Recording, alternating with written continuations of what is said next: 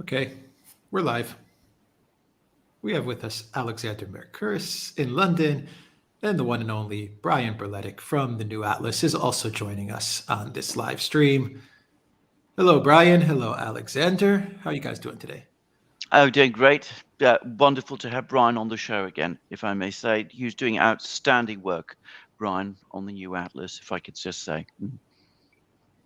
And likewise, I was just telling Alex, both Alex and Alexander do amazing work, especially regarding Ukraine. It allows me to focus on other things like here in Southeast Asia, because I mean, there really is no reason for me to do an update if the two of you have covered everything so expertly. So it's just easier to share your videos and then move on to something else. I think that's a great way for, I guess, the so-called alternative media to kind of to work together, cover more ground. Well, we certainly should work together. But can I just say, Brian, just quickly, which is that we feed off you as well.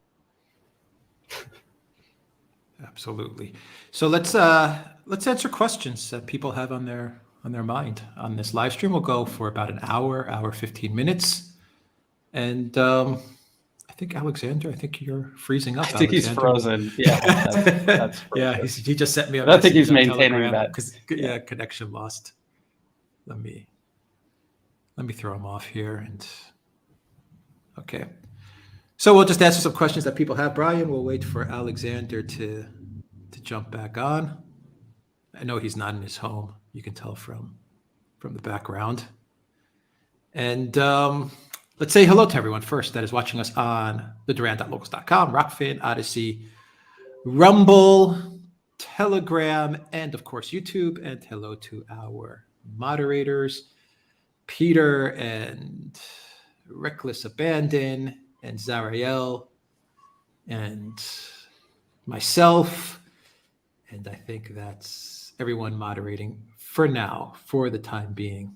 So, Alan. Hey, Alan. How are you doing? All right. So let's get to some questions. We'll wait for Alexander to join us. Brian, when the spring-summer counteroffensive fails, how do you think Jean-Claude Van Damage Control Kirby, great nickname, how do you think Kirby will try to spin it as a Ukraine win? I think we already see the beginnings of their strategy to do this. I think it's not going to completely fail. There will be some gains somewhere. And just as I think it was Lindsey Graham was saying, actually it was one of your more recent videos, Alex, where you covered him saying how great the plan was, but then when asked, are they going to take back all of Ukraine's territory by the end of the year, he said, well, no, we'll just make some small gains. I think that's what will happen, and I think that's how they'll sell it as an actual victory rather than as a failure. Yeah. Commander Crossfire says, given everything we've seen so far in the conflict, are we learning more? Are we leaning more towards full annexation or just the 4 regions? Does Ukraine itself even factor in negotiations? I think the last part first. No, I don't think that they do. This has all been, since 2014 onward, this has been an exercise in U.S. foreign policy executed through Ukraine and the proxy regime they installed into power. As far as full annexation of Ukraine, I don't think that that's what Russia is. Nobody knows what their plan is, but I don't think that that's their plan.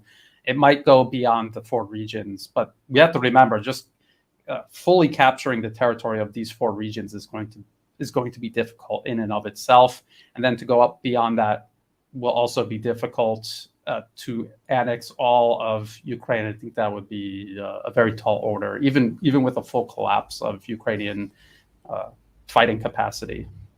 Yeah, I agree with that.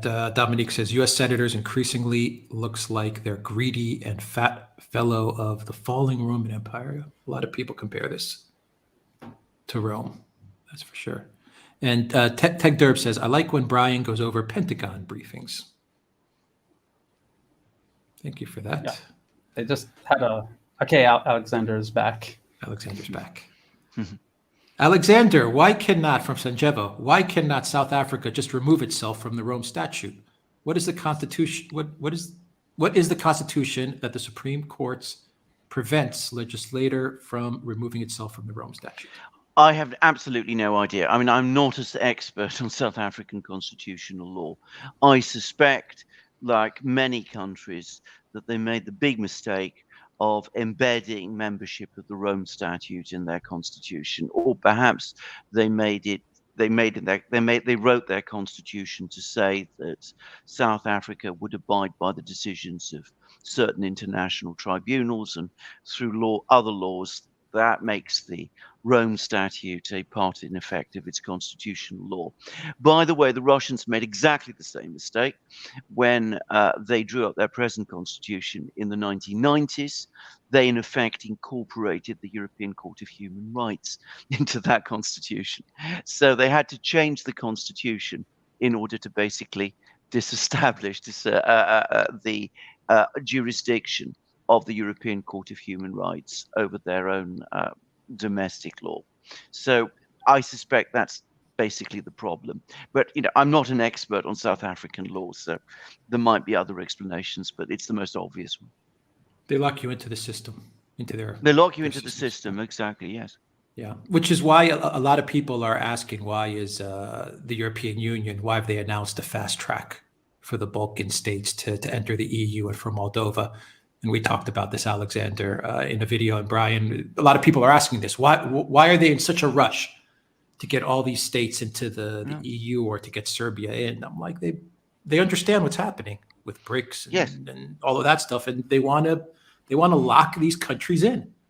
Absolutely. That's exactly what it's about. Can I just make one, going back quickly to the South African issue?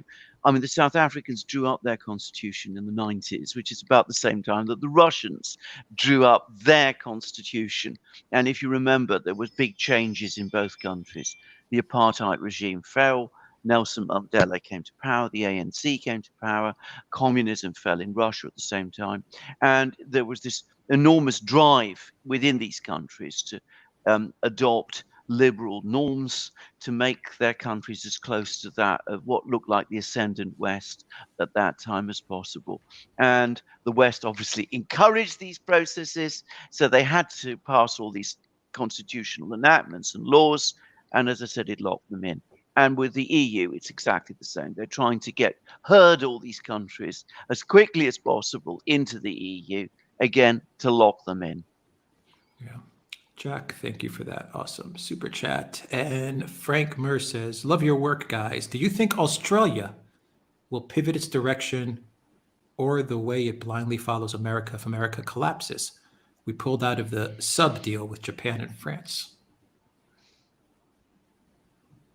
What do you think, Alexander, Brian, on Australia? Brian, this is more your part of the world. But my own personal view is that I see absolutely no sign of South Australia pivoting or changing direction. I think the present government isn't going to change anything. Can I just say, now, this is a bitter thing I'm going to say. I had a big argument before the elections in Australia with an Australian lawyer who told me that the way in which the Assange matter is going to be resolved is that you're going to get a new Labour government with Mr. Albanese, or I don't know how his name's pronounced, but I presume it's Albanese.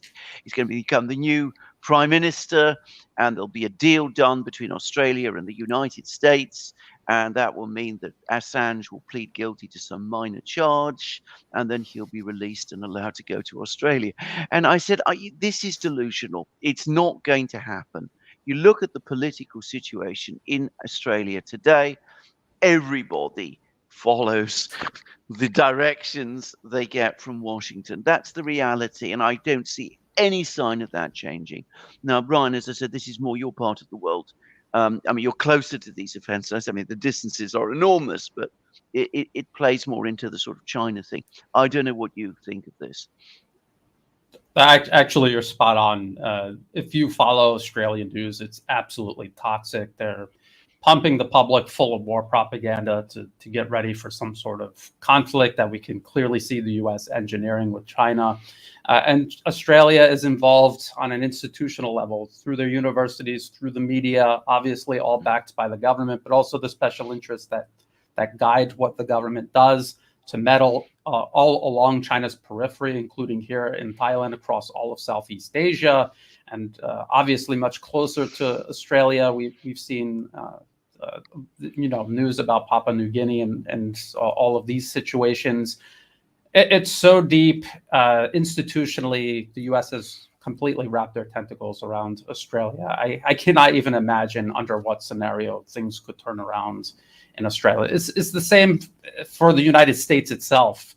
The special interests running the U.S. are so deeply ingrained in the system, but the whole system needs to be changed in order to affect change in the government itself. And I think it's even worse for Australia because it's by proxy. A lot of what is going on in Australia is done by proxy, and it depends on their sponsors to stay in power. And there really is no more independent institutions there in Australia.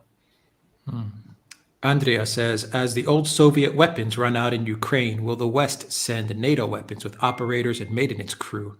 Is there any way back from that? Or is that World War III confirmed? Brian, this plays this exactly to your strengths. This is for you, Brian. Yeah, so we could already see that Ukraine is running out of their old Soviet era equipment, including its air defense systems, which were actually better than any of the newer systems the West had, and much more numerous than any of the systems that the West had. The West is sending a lot of equipment. They claim that Ukrainians are operating it. If there are NATO operators on the ground there, they're trying to keep it a secret. And as long as they're doing that, I don't see how it could spiral into a World War III scenario. Russia will just be wiping out these NATO operators along with their Ukrainian counterparts, very similar to what they were doing in, say, Syria. There were a lot of US and UK special forces on the ground there, but they kept it a secret. And if they ended up getting wiped out, then it wouldn't escalate because they're not even talking about them being there. So as long as that's the case, I think we could count on it not escalating, at least not in that regard. Can I just add something to this, which is that, of course, during the Cold War, it was the case that there were situations where the two superpowers were involved in sending people, their people, into combat situations where they engaged each other. Now, the most famous example is the Korean War, where Soviet pilots flew planes, MiG fighters, which had North Korean symbols. I mean, so that they were made to look like they were North Korean. And in Vietnam, during the second half of the Vietnam War, when the Soviet Union supplied surface-to-air missiles to Vietnam, obviously far cruder than the surface-to-air missiles that we see today, but nonetheless, they were advanced weapons at that time. We now know that Soviet advisors were involved in helping the Vietnamese operate those systems. Now, the United States knew that in both cases, but in order to prevent the situation escalating out of control, on both occasions, the superpowers basically agreed that they would keep this matter private to themselves. And the very same thing happened from the other side in Afghanistan in the 1980s. Again, there's no doubt at all. In fact, it's largely accepted that Western special forces were operating in Afghanistan. The Soviets were perfectly aware of that. They pretended otherwise. So this isn't unusual or unique to have people working like this. It will be much, much more dangerous if we start getting ground troops going into Ukraine openly as NATO troops. That would be an extremely dangerous escalation indeed. And of course, if you send in dribbles of people, operating the surface-to-air missiles, flying the planes, a couple of hundred people like that, you can conceal it. But if you start sending battalions of people or brigades or divisions, well, then that's a different matter. And then we are into World War III. Yeah, good point. Alex K says, if you guys get Colonel McGregor on a live stream, I'll buy everything on the Durant shop. Maybe. Well, we have a lot of merch, Alex K. So we're trying, Alex, to get as many people as we can. It's work. It's a lot of work. Brian from Locals, what is your thought on the Thailand elections? He's done a video. I've done a couple of videos on this before and after the elections. That this is what I started focusing on when I first started geopolitics, covering it, writing about it, I would say around 2010. The U.S. government is obviously deeply involved all along China's periphery. Southeast Asia is one of the central areas the U.S. is focused on. They're involved in political interference all across Southeast Asia, including Thailand. So a lot of people say, well, Brian, why would the U.S. be so obsessed with Thailand? They're not obsessed with just Thailand. They're obsessed with turning the entire region against China, just as they've turned Europe against Russia. It's the exact same process, using the exact same networks, the National Endowment for Democracy, private sector groups that are adjacent, like Open Society. They infiltrate a society, they take over the media, they start working on the education system, they create organizations that specialize in legal issues, and they just start creating a parallel system next to the indigenous independent institutions of that nation. And eventually it reaches critical mass where a client regime ends up in power, and they have this huge network supporting them. It's not just supporting a political party, it's this whole network that's supporting them. They've been working on this for many, many years here in Thailand, also in neighboring Myanmar, also in Malaysia, Cambodia, and Vietnam. Cambodia and Vietnam, though, have completely uprooted it. Cambodia especially, the U.S. client regime that they wanted to install in power, they're now located either in prison cells in Cambodia or in Washington, D.C., physically located in Washington, D.C. Unfortunately, Thailand, they tried to play this game where, and it may still work out, hard to tell, but they wanted to play this game where they stay in the middle. They don't want to pick sides, and they don't want to provoke the United States openly and directly. So they have been trying to ignore this interference. But as we can see, this government poised to get into power, there's still some hurdles they have to cross before they get into power. But even before getting into office, they've already pledged to back the United States and its so-called Burma Act, which is going to provide or is providing non-lethal aid to terrorists killing people all across Myanmar, which is right on Thailand's border. So this is something that I warned about back in 2021, that Myanmar could turn into the next Libya. The U.S. State Department was already talking about recognizing this ousted government in exile as the actual, recognize it as the actual government of Myanmar, just as they did in Libya, Syria. They tried to do this in Venezuela. They were working toward doing it with Myanmar. They just needed someone in the region to help back this plan. At the time, the Thai government refused to do so. Well, now there's a new Thai government coming in that is openly saying they will do this. So it's very troubling. It's going to create chaos across the entire region. It's going to put things back many years, if not decades. Obviously, this is all aimed at China. In Myanmar, there's Belt and Road Initiative projects that are being attacked by these U.S.-backed militants. The incoming Thai government, by backing these militants, is basically backing a proxy war against China. China is Thailand's largest trade partner, source of tourism, investment, infrastructure projects, and even defense partner. All of their old U.S. military equipment is being replaced by Chinese alternatives. And it is hugely beneficial. I've been here for a long time, since 2004, and I've seen the positive change. All of this is going to be given up. Just like, say, for Germany, regarding Russia, cutting its ties with Russia, and now look at the situation they're in. Well, this is what nations in Southeast Asia, including Thailand, now face following this general election. Mm-hmm. Brian, what are your thoughts on Aung San Suu Kyi? You can find videos of her literally in Washington, D.C. at the National Endowment for Democracy with Carl Gershman and Madeleine Albright, getting awards from her. Her whole network over decades was built up by the U.S. Every single person in this now exiled government has some sort of NED project that has been funded by the U.S. government for years and years. Their so-called Minister of Foreign Affairs for this exiled government literally has her own page on the NED's website. So, she is a U.S. proxy. The military, whatever its flaws are, and there's many flaws, and I'm in contact with people in Myanmar who support the military but are very critical of the military. They were ousting a U.S. client regime that was undermining Myanmar's sovereignty, and that's why they ousted her, because the country, the constitution, the legal system was being overhauled. Aung San Suu Kyi literally had British and Australian citizens in her inner circle, essentially white men running the country, and she was just the figurehead. It's very troubling, and that's what they did in Myanmar. This is what they're doing in Thailand. This is what they tried to do in Cambodia. This is what they're doing in Malaysia, the whole region. Can I just quickly add to that of course Britain, as the former colonial power in Myanmar, is very heavily involved, and of course Aung San Suu Kyi has very strong links with people here in Britain. I mean, to an extreme degree. Can I just ask one thing, Brian, which I've heard, and I don't know whether this is true, but somebody told me that one of the major problems that the US would have with Burma, with Myanmar, is that the army there is actually extremely strong. I mean, it's a very, very well organized and very tough force.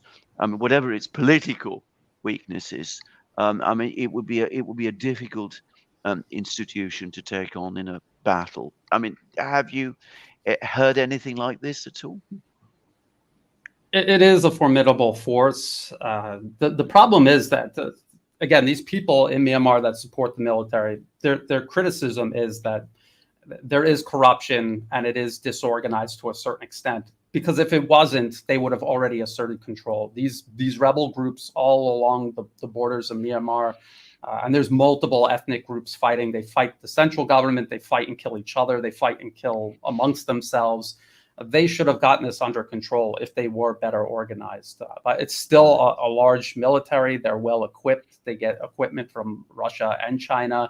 I think it would be a huge, huge undertaking to try to militarily overthrow them, even if the U.S. got involved directly, which I don't see how they would be able to. And so I think it's going to just be the U.S. more directly backing this terrorism that's spread across the country. The Syrian and Libyan, the Syrian especially, plan, essentially. Yes, exactly. From locals, Dan Rock says, a question for Brian. What do you think of the gray zone's exposure of the NED Vice President of Communications that they recently released? I haven't seen it yet. I want to see it. They do really good work at the gray zone, so I'm sure that it's worth checking out. But I just haven't had a chance to take a look at it. They have in the past uncovered many things that nobody else has seen. They unearth a lot of really good information. So I'm sure this is no exception. I look forward to looking into it. Alexander, your thoughts? So do I. Just to add to what Brian was saying there. Yeah. Okay, Alexander, your thoughts on the gray zone once again? What happened in the UK at the airport? Was it London airport with their journalist? Absolutely. It was. Yeah, absolutely. Kit Clarenberg, and I mean, it's astonishing. It is an astonishing business. By the way, if you went to the British media, I mean, you wouldn't know anything about it. It's hardly discussed here. But it's an incredible thing. I mean, he was basically at Luton Airport, and he was arrested, and I'm not sure why. I mean, I've not heard an explanation, a really cogent explanation as to why he was arrested and what's become of him or anything. It's something that is most odd. But I can tell you this, to the extent that we have an alternative media here in Britain, and it's not very developed, because you see, we're so dominated by the United States in all our types of media. Anyway, here it's caused amongst those kind of people a huge buzz. Everybody's asking, what does this mean? You know, why have they come after him? Why have they come after Kit? What is this all about? And what one worries is that they're going to bring up some unrelated charge on some completely unconnected matter to his journalism and try to silence him that way. Jeez, incredible. Because if you follow the gray zone, they have exposed and humiliated a lot of these people that want the public to take them seriously. And when you look behind the curtain, you see that there's no reason to, and they're very upset about that. And so we can see what they do to other entire nations. Why wouldn't they do this to a journalist they think they could make disappear? Yes. Absolutely. And they lecture other countries on journalists, and free speech, and human rights. Well, absolutely. I mean, there's a story. I don't know whether this is true, and I have to be here I have to make it clear that this is just a story. This is just a rumor that's circulating, but Craig Murray has published it, which is that the in the Assange case, Assange is trying to appeal the decision to extradite him to the United States. So he's trying to appeal this to the High Court. Now, in order to get to the High Court, you have to get permission to appeal. Permission to appeal is usually granted or refused within about 2 or 3 months. We're now months beyond that.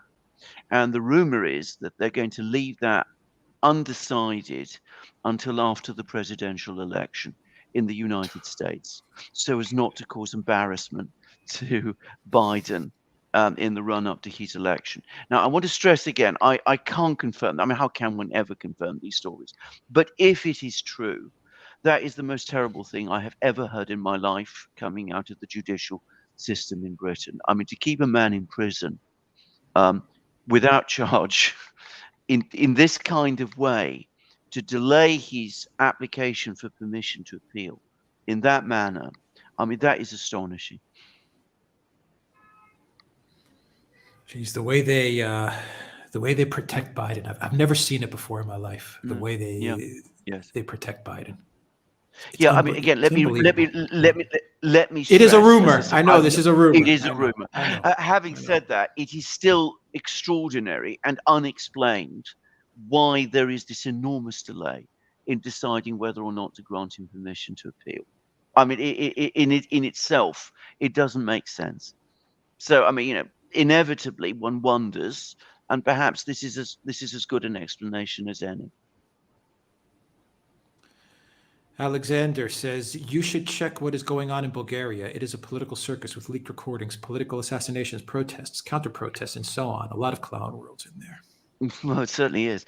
Alex, a lot going on in Bulgaria. I mean, I get to say straightforward. I mean, sentiments of the people in one direction, the political class, very much like the kind of political class that Brian was talking about, that emerges in places like Thailand over time, they have a completely different set of sentiments. And of course, you can't really, that creates, when divisions become that strong, that creates a kind of stasis in society, which is what we're seeing in Bulgaria. I don't know if you got anything to add, either Brian, Alex. I mean, just that if you look at all of Europe, I mean, this is a trend where the U.S. and special interests in Europe, they work together for the political capture of Europe, and you see the individual governments of European nations making decisions that are clearly not in the best interest of the European people. They serve Washington, London, and Brussels only at the expense of the people living in Europe. Look at what Germany's doing. Look at what France is doing. Look at what all of these countries, and Bulgaria, obviously, feeding their armies and equipment and money into Ukraine in this proxy war, creating hostility, needless and pointless hostility with Russia. To what purpose? How is this benefiting people in Europe? But that is the whole point of setting up proxy regimes everywhere. And I would say the EU is a regional bureaucracy that they just overlaid, and they just consolidate control over all of Europe through the EU.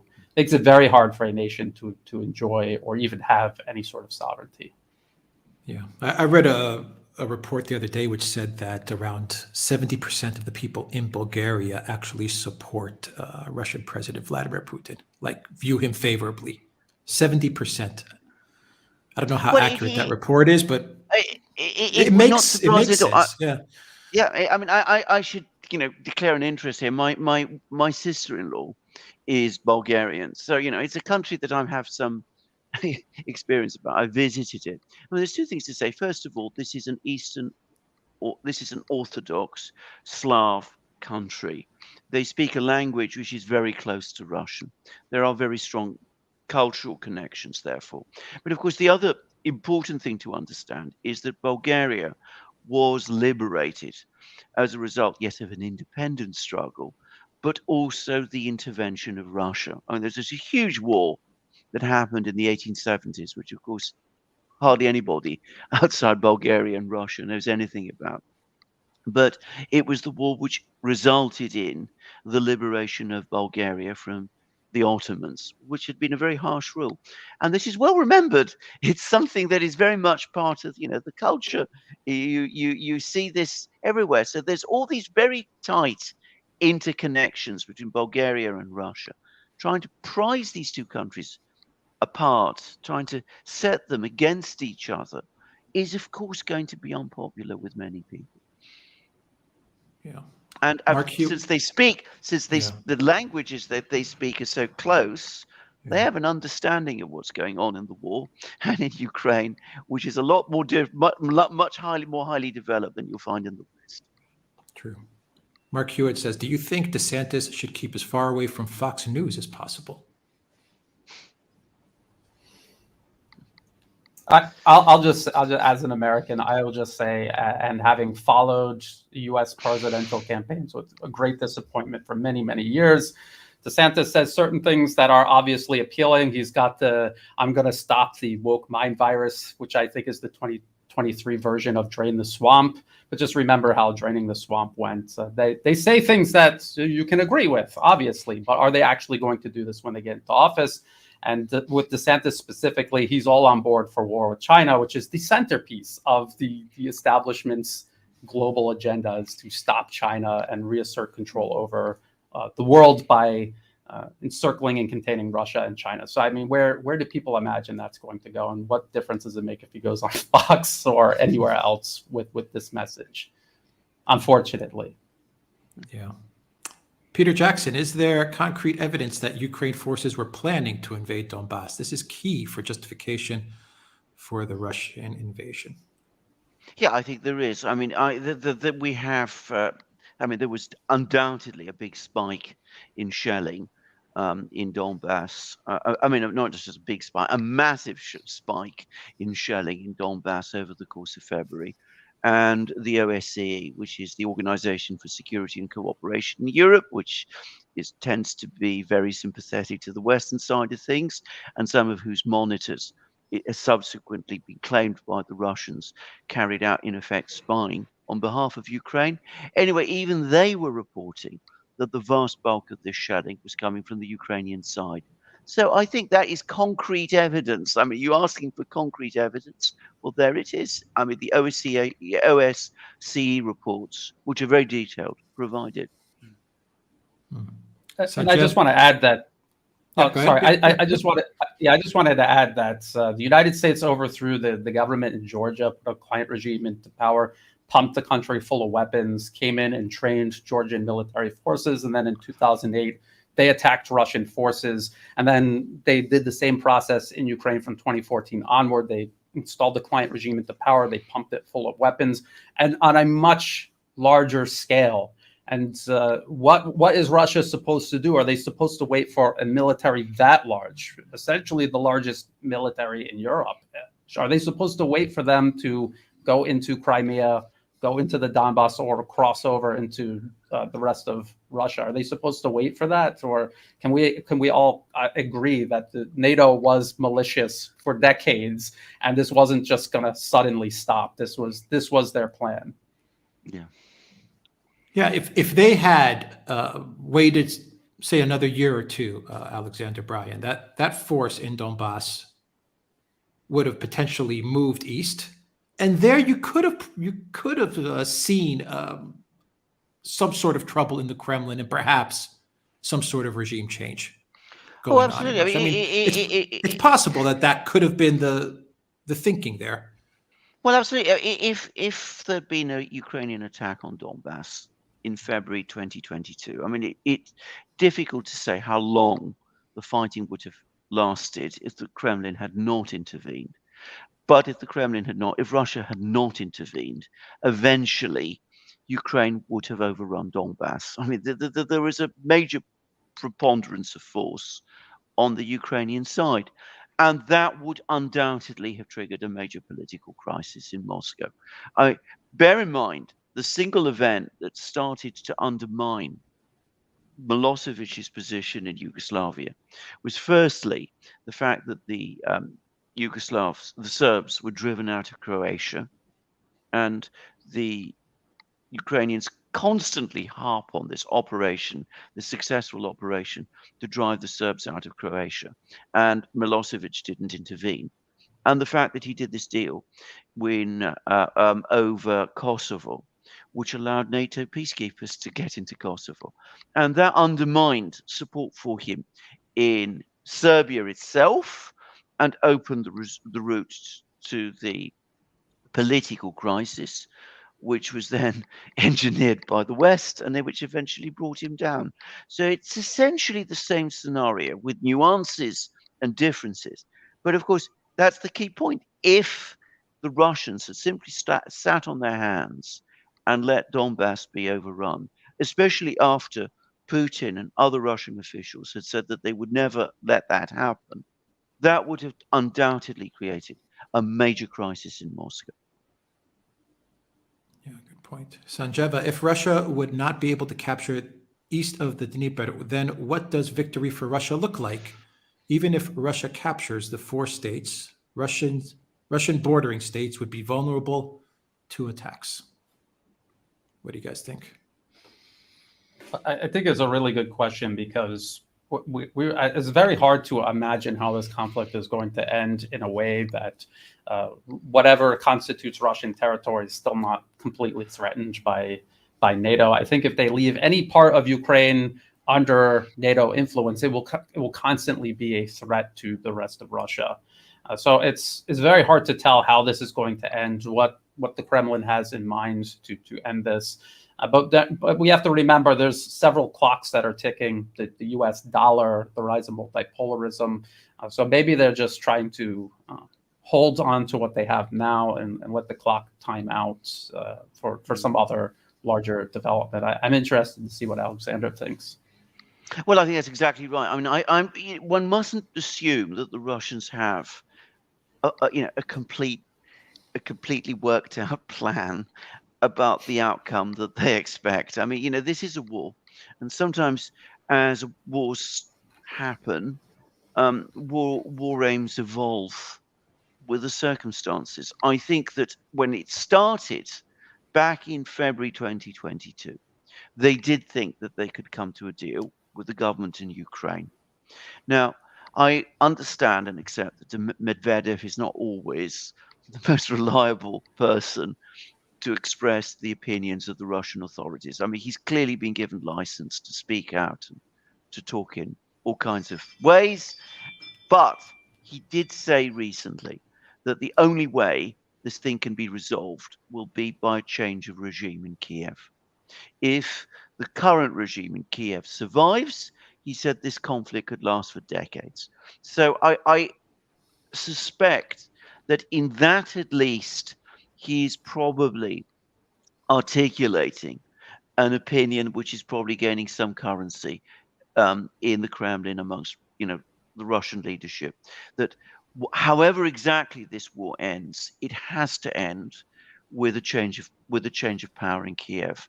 In other words, a change of power in Ukraine over who rules Ukraine. So maybe that is the Russian objective, and I suspect that as this war progresses and continues, that is what it will eventually become. Why is Macron saying contradictory statements every week? From John, because that's Macron. Yeah, exactly. I mean, you answered the question. I mean, he wants to please everybody. I mean, he went to Beijing. He met Xi Jinping. Gave this extraordinary interview on the flight back, in which he said, he was obviously starstruck with everything that Xi Jinping was saying, and he was talking relaying all the sort of ideas that Xi Jinping gave him, packaging them as if they were his own. And then a few weeks later, he turns up at the summit, the G7 summit, and he says, we must all unite against China because China is the great threat to us. And he's just done the same. He's now, I think, is it in Bratislava? He's made a speech there. It's full of all sorts of clever comments that Macron comes up with, that if this Ukrainian counteroffensive fails, then we must rethink our strategy. Well, what is so clever about that? I mean, isn't it a statement of the obvious? But anyway, you're then waiting to see, and this is always the case with Macron, what he's going to say beyond that. He says, we've got to recalibrate our strategy. And then nothing. and the reality with Macron, pay no attention to what he says. Look instead at what he does. Because ultimately, again, he always follows orders. One gets the sense that somewhere deep inside him, there's an inner Macron that says this is all nonsense. It's all going to fail. We're going to end up in disaster. But ultimately, he's never going to break away. And I think that's become absolutely obvious now. Yeah. Commando Crossfire, given everything Ukraine is doing and saying at this point, why hasn't Russia declared an anti-terror op? Ukraine, a terror state. How Russia has a breaking point. Why is it still an SMO, Brian? Alexander? I think it gives Russia more latitude. If they declare it an anti-terror operation, okay, maybe that might open up some more options to them, but I think they can incrementally work their way toward those options anyway under the special military operation. If you declare it an anti-terror operation, you're kind of painting yourself into a certain corner, limiting your options, and also limiting the exit ramps that Ukraine and its Western backers might be able to use to get out of this conflict, if they ever decide that they want to. So I don't think that it's necessary per se. At least that's my take at the moment. Yeah, I agree. I mean, I thought last year that they might do this, that they might opt out of the SMO, declare something more radical, but they didn't. They're sticking with the SMO. And to be frank, I think it's working for them. It's also, and this is important, I mean, it's keeping people globally on side.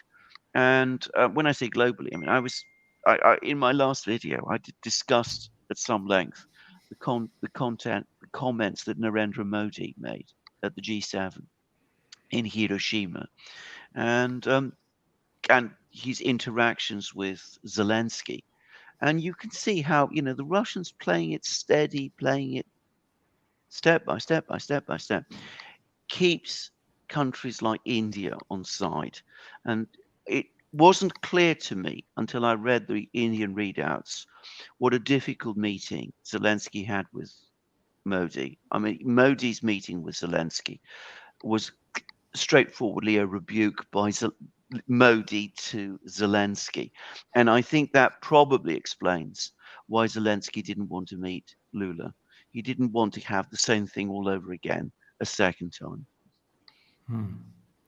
Rockfin, Stephen says, I'm Australian. Sadly, Brian and Alexander's analysis on Australian politics was exactly correct. I listened to our foreign minister speak in Parliament yesterday, and his speech was saturated with USA neocon doublespeak. Unfortunately, yes. Leslie from Local says, are the changes in representative government in the world part of the de-democratization the likes of Keir Starmer talks about? Well, yes. I mean, Brian's already made the point. You have governments which do not govern for the people. I mean, go back to Abraham Lincoln, what he said in the Gettysburg Address: government of the people, by the people, for the people. If it's not for the people, by definition, it is not a democracy. So that's what we're seeing increasingly happening all over the world. And I just want to add that Western-style democracy, as it's practiced today, is more of a system of control than it is of self-determination. Yeah. So people look at the elections here in Thailand. First of all, Thailand did not say, hey, let's adopt Western-style democracy. Seems like the best way to run the country. No, it was imposed on them, as it is imposed on many nations around the globe.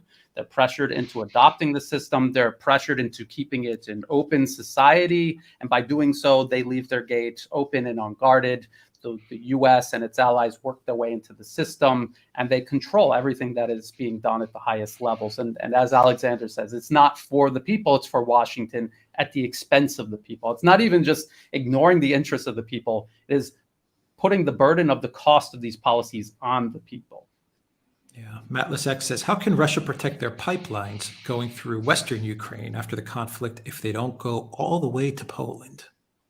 Well, I think this is actually a non-issue now because, frankly, I think the Russians have decided some time ago that those pipelines are going to be turned off one way or the other before very long anyway. So, I mean, their gas isn't going to go to Europe. It's going to go to China and India and those sort of places where it's actually wanted and needed. So, I mean, they might have all sorts of good reasons to go to Poland, but protecting the pipelines isn't one of them. Yeah. I agree. Yeah. Good point. Tapato Matato says, can you talk about Cuba briefly? Will the growing relationship with Russia, with Russia dollarization, allow it to finally get from under the U.S. blockade? There was an interview from the president of Cuba the other day, I believe, Brian Alexander. He said some interesting things. Yes. Brian?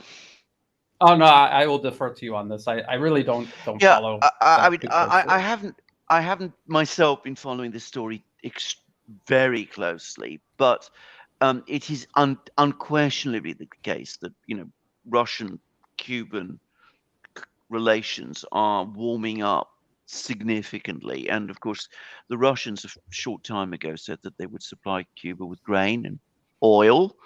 Cuba is experiencing oil shortages at the moment, or has been, and the Russians said that they would fill the gap and they would provide Ukraine with food. Sorry, not Ukraine, Cuba with food. And we've now had the restoration of direct flights from Russia to Cuba, which is, I think, a big thing. And Cuba is talking increasingly about adopting the Mir card. Of course, the Mir card is useful for Cuba because Cuba has never had its banks connected to the SWIFT system, so I understand, because of the US embargo. And of course, MasterCard and Visa card don't work in Cuba, so I believe. So of course, this gives Cuba an opportunity to modernize its banking system and to integrate it with what is now an alternative emerging banking system, financial system as well. Bear in mind, there's just been a report today that Russian banks are now linking up to China's SWIFT alternative as well. So all of these things are beginning to sort of come together. So yes, you could see how Cuba could theoretically circumvent the blockade. I mean, they could go back to a situation not so dissimilar in some ways from what they had before during the Cold War, where obviously they're under enormous pressure. I mean, that pressure won't go away, but they're no longer isolated or so exposed in dealing with it. And perhaps the Cuban economy can start to develop in more sustainable way than it has been able to do for some time now. So yes, this is an evolving thing. I think the Russians are keen to do it. I mean, they have warm feelings towards Cuba, which transcend, by the way, political issues. And beyond that, the Russians have also spoken of Cuba as a stepping stone. Establish your businesses, your companies in Cuba, Russian companies, Russian businesses. You've got all the connections, you've got all the links, you've got the banking system there working for you, and you can use that in order to enlarge your economic contacts, your commercial contacts with the rest of Latin America. But this is the Russians. I mean, the Russians can do a lot for Cuba, but of course, ultimately, I suspect the big money, when it comes, is going to come from China. And, what often happens is the Russians go in first and then the Chinese follow. Yeah, good point. Is DeSantis a deep state actor? What do you think? From John. Brian, I mean, is he deep state? They should just ask themselves if this is going to be the first time in American political history where someone says something and then actually comes through and does it. Do people, and then look at what he says about China and some other issues where he is consistently in tune with the U.S. establishment. Do people really think that this is going to be the first time ever? Oh yeah, this person not only is he somehow able to campaign and get involved in any of this, as an outsider of the deep state, but he's going to win and change everything. It's just, I think it's unrealistic. I think if he was a real outsider of the deep state, he wouldn't even be anywhere near the elections. He would be in a political and media black hole where no sound or light could escape. Yeah. Divine Insurgent said, I remember a political science class in higher education I took called International Relations. Would you say that this is one in the same as geopolitics? Well, no, actually, I mean, international relations, whatever it was before, has evolved into something completely different. I should say that a member of my family took an international relations degree, and as a result, I got very, very familiar with what international relations degrees are all about nowadays. And they are essentially what Brian was talking about. They are about training people who are going to work in NGOs, the very kind of NGOs that Brian was talking about working in Thailand. It's a training center, a training system, and an indoctrination system for people who want to work in that kind of thing. It is absolutely not about diplomacy. We had on the Durand the former Austrian foreign minister, Karin Kniesel, and she actually made that very point. International relations, as it's studied today, and diplomacy have no connection whatsoever with each other. They inhabit entirely different worlds. They inhabit entirely different mindsets. And at the same time, it's not about geopolitics or about the relations between countries in any true sense. It's, as I said, all about, as I said, things like conflict management, conflict control, evolution, those sort of things, which, as I said, you can clearly see what it's designed for. It very much based, by the way, on the assumptions of the neoliberal political order that we have today. So it's that's what it is. Commander Crossfire says, here in Zimbabwe, the Foreign Ministry summoned the No, American ambassador. Alex, I think Brian, would you say something? Oh, Brian. Yep. Yeah, go ahead, Brian, on international sorry. relations. There was like a lag. There was a lag. Yeah. There was a lag. We hear you. Yeah. I was just going to say a big problem that they have here in Thailand is that, say the government does open a government-funded media platform. It's called Thai PBS, but then everyone that gets hired there, they've all gone to the US or Europe to study. They come back locked into these political and professional networks. And then when they're reporting the news, they have this pressure on them to report it from a Western perspective rather than from the perspective of serving Thailand and the region's best interests. And this is a problem that nations have to solve. They need to create their own pipeline to create the human resources needed to run a proper state media platform that reflects the interests of that state rather than a clone, basically, of the BBC. I just thought that I would point that out as well. No, it's an absolutely correct point. And as I said, when you read when you see the kind of essay questions, the teaching, the tutorial questions that go on in our IR degrees, you see exactly that. It's exactly what Ryan is talking about. It's basically forming people to operate these kind of systems that you see in these countries.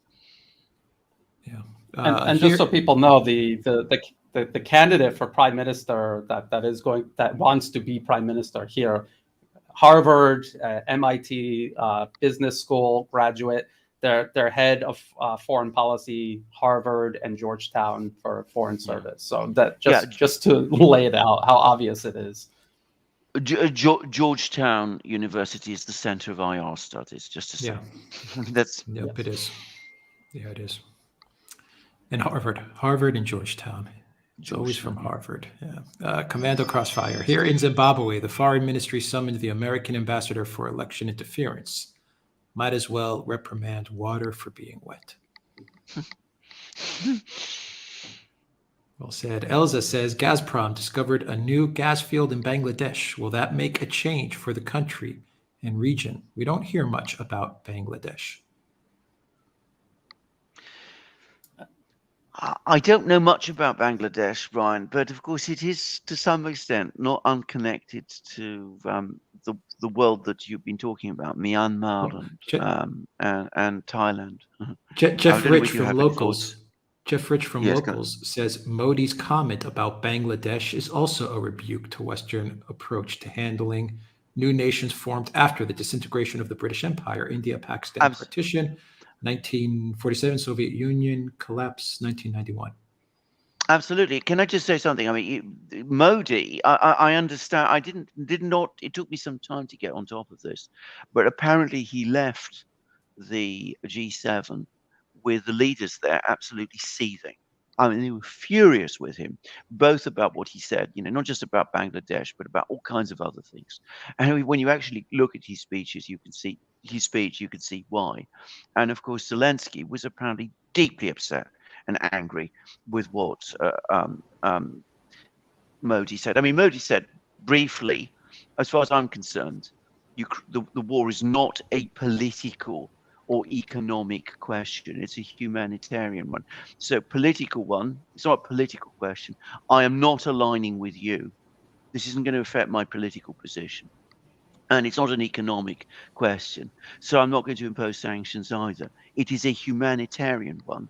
And you must seek a solution through diplomacy, through negotiations, and do so at once and now.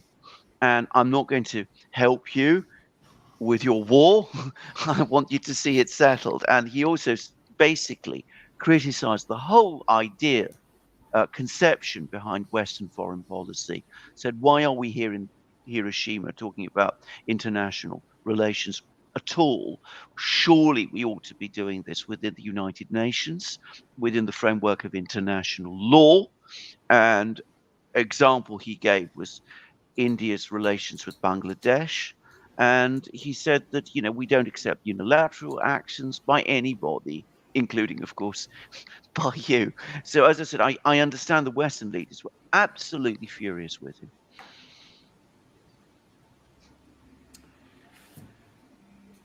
All Anyway, right. Bangladesh. We're good. Yeah. Just Did you have any Bangladesh, comments on gas Bangladesh, and Brian? gas and things like that. I mean, I know nothing about the story. I mean, I have to say. When it comes to Pakistan, India, Bangladesh, Sri Lanka, it's very complicated, and I focus mainly on Southeast Asia, East Asia.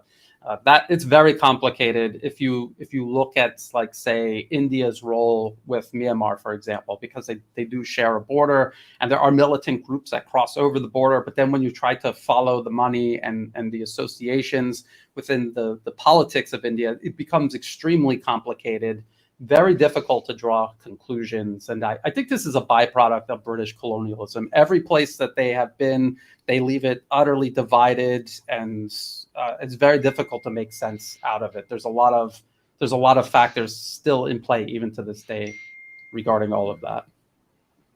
Carl says, why does Alexander think it's okay to share extremely vague ideas from academics that won't give their name regarding Russia and had no option but to go into Ukraine? I think there's a misunderstanding here because, of course, the person who sent me that information in a private email is about to have his article published. So he's going to come out publicly and he's going to explain exactly why he thinks what he does.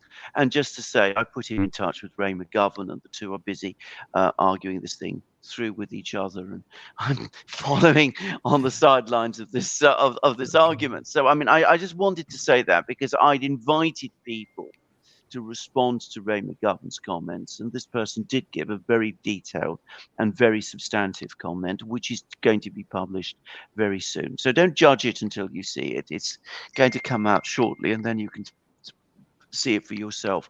I will say this: I still lean to Ray McGovern's position, but I'm not going to deny that there are other people who have different views. Trevelid says, it is such a pleasure listening to Daily Sense from you guys in this now mad Western world. Thank you for that. And Christian says, do you have any thoughts on Romania in this conflict? It's really difficult convincing people that the MSM is lying, given the fact that the MSM is reopening old historical wounds. Romania. Alex, you've been to Romania, which I've never have been, by the way. But I don't know. Would you have any thoughts about this? Do you have any thoughts on Romania in this? Well, Romania is very Yeah. similar to Greece, I would say.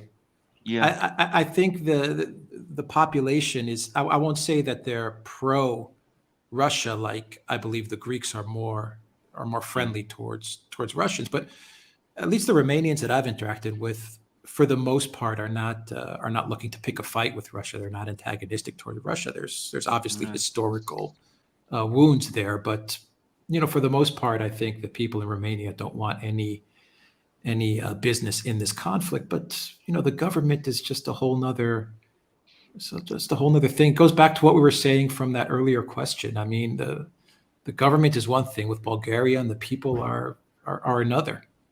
So I think, completely agree. Now, yeah. I mean, Yeah, can I just Romania is say, in I that mean, boat. It's in yeah. that boat. Yeah. It's in there, but I mean, can I just say, I mean, I've had lots of interactions with Romanians. I've never visited the country. And my impression is that Romania as a country is going through the same process that Turkey did, which is that you have a country which historically had very strong grievances against Russia. Lots of the population were antagonistic to Russia. Notwithstanding that there are also cultural overlaps, they're both Orthodox countries, for example. And yet, the experience of having to work with the West closely is changing people's feelings and shifting them towards, shall we say, a more understanding position of Russia than would have been the case before. But the elite in Romania is completely closed. It's another matter entirely. It does the same as every other EU elite does, apart from Hungary's. It follows orders. Let's not forget that the Romanian elite, they also have deep ties to the Biden family. Absolutely, yeah. Biden family, Hunter Biden has done business in Romania. I mean, there are those connections. It's all the same in all of these countries Yes. in Europe. It's the same story. Just Yes. just copy and paste it. Mark Hewitt says, someone has told me that the background of Zaluzhny is a live movie. The flag of Bandera's party adopted by right sector. If that is the case, why have the Russians not made more of it? The flag from that video, that Yeah. 30-second video, is the black and red flag in the background. I mean, this is. We come back to the point about Gonzalo, and in fact, I mean, I think Brian's had issues with problems of this kind. The solution, he has never concealed his ideological beliefs. I mean, he's been going around. I mean, there's photographs of him wearing bracelets with a symbol of the crooked cross, which we all know what that means. And I mean, nobody should be surprised about this. I mean, these are the beliefs that Zaluzhny has. If he didn't have those beliefs, he wouldn't be commanding the Ukrainian armed forces. I mean, I can't put it more straightforwardly than that. I mean, he may be perhaps a less, shall we say, extreme about his beliefs than some people are, but they are pretty extreme beliefs. Yeah, and where can you point a camera in Ukraine and not catch something like this in the background? I think Russia has made a big deal about this for many years. Yeah, absolutely. I don't know what more they can do. So I don't know. Yeah. Anna Schumann says, Brian, you don't speak of India much. Your thoughts, please. Well, like I said, it's a huge country, and to do it any justice, you have to spend a lot of time studying it. I mean, my general impression of India is it is a major player in the globe. It's an up and coming, if not already, a sort of superpower. Surely that has been made clear in this whole proxy war the U.S. is waging against Russia and Ukraine. There's a lot of Indian influence over Thailand. Thailand is kind of like a crossroad between China and India. And so I have an affinity for Indian culture and history and food. But like I said, I focus on several areas wherever the U.S. is intervening militarily and politically, and also here in Southeast Asia. To then cover India would be a lot of extra work. And I don't want to talk about India unless I really know what I'm talking about. So that's the reason why. Pavstajat says the West sending weapons to Ukraine, crossing red lines. Russia will remember. And the next war the West gets in, Iran/China, Russia will provide weapons, intel, and tech. Well, Yeah, yes. they already are.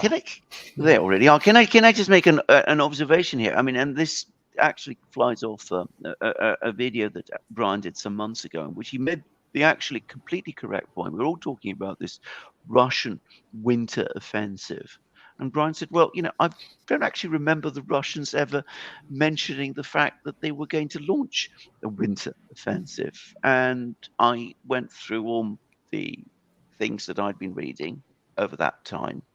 And surprise, surprise, it turned out he was exactly right. And it's very much the same be these red lines that people talk about. The Russians, people always talk about the West crossing red lines in terms of the military equipment that the Russians say that they are not going to accept if it's supplied to Ukraine. I don't actually find that the Russians have ever said what kind of equipment, military equipment, they say that, that for them, it would be a red line. Now, nuclear weapons, well, obviously. What they have said and what they did say right out at the outset of the war back in February was that direct involvement by the Western powers, that is a red line. If the Western powers go into Ukraine to fight the Russian army, that is a red line. And I think that is the red line we need to understand Russians have set.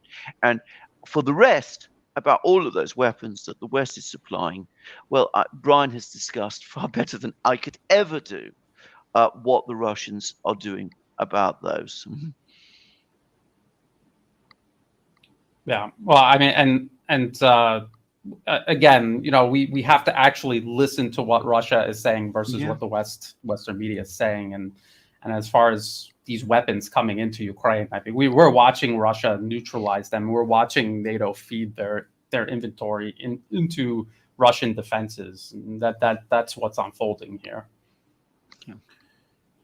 Ivasovich says, are any of you hearing, as I am, that Poland is 100% intent on deploying in the West Ukraine in the event of frontline collapse? Is rump Ukraine too big to be Chechenized?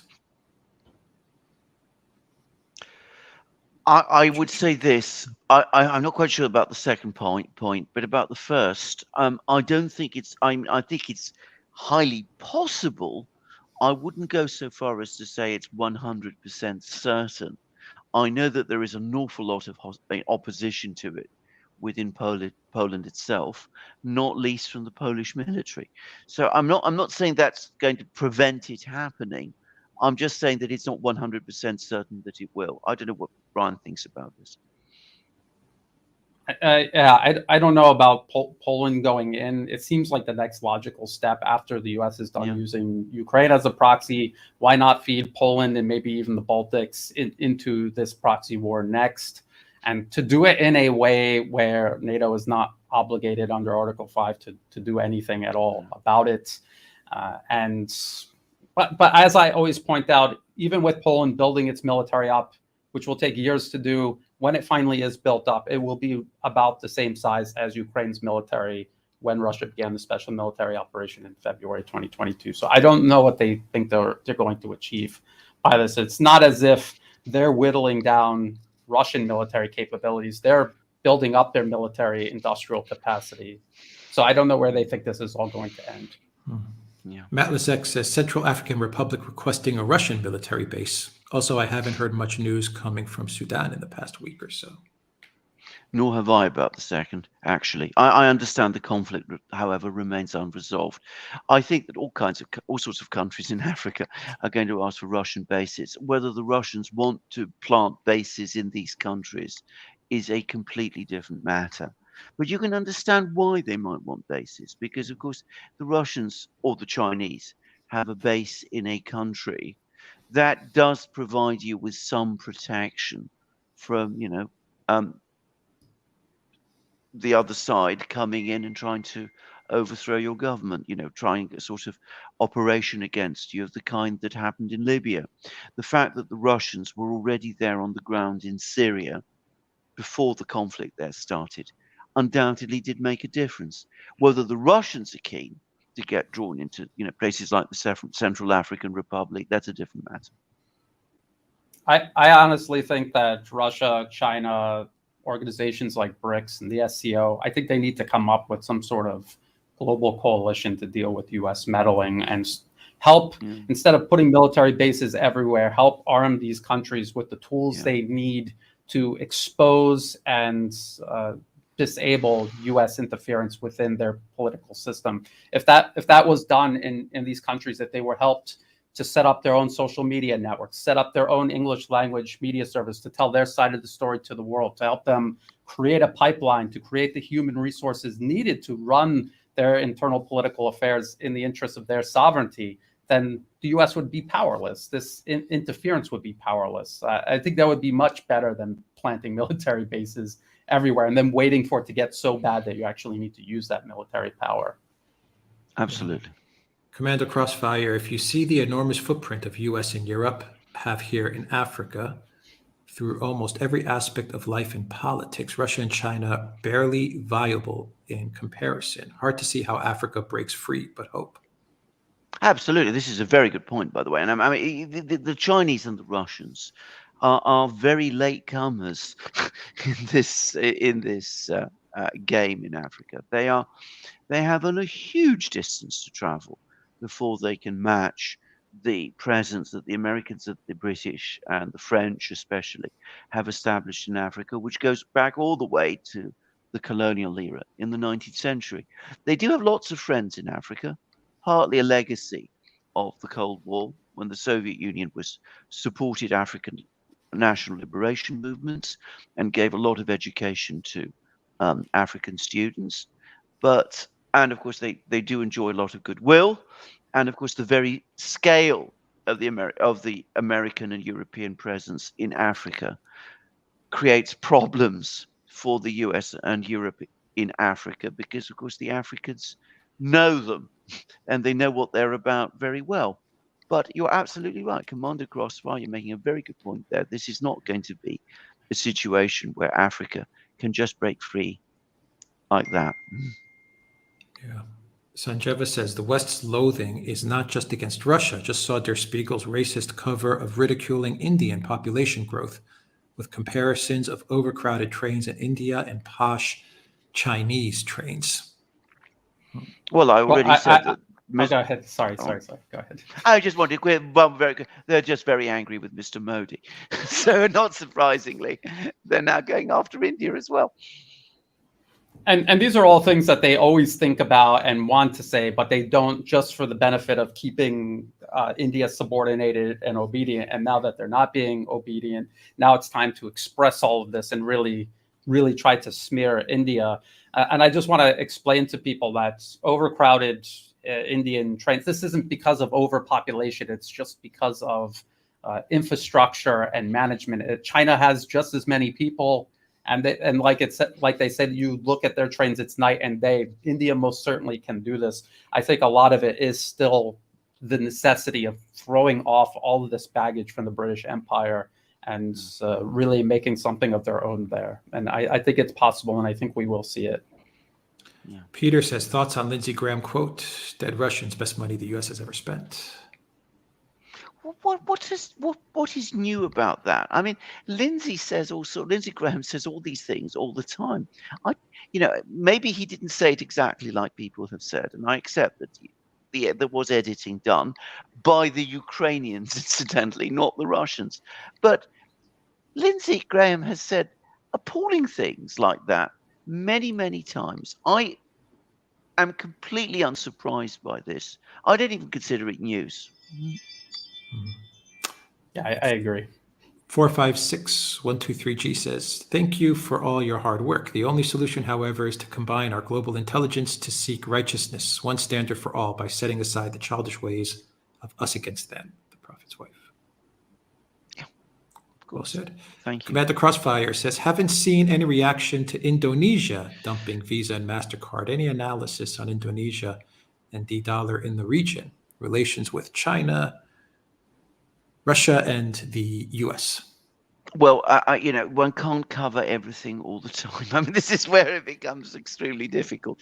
Indonesia is, of course, a huge country, and again, it's more your part of the world, perhaps, in some ways than ours, Brian. But what I would say is, I think it is huge news, given that Indonesia is so big, and its economy is potentially so big, and of course, Indonesia has had a tormented history because there was the coup in Indonesia in 1965, an incredibly violent and brutal affair.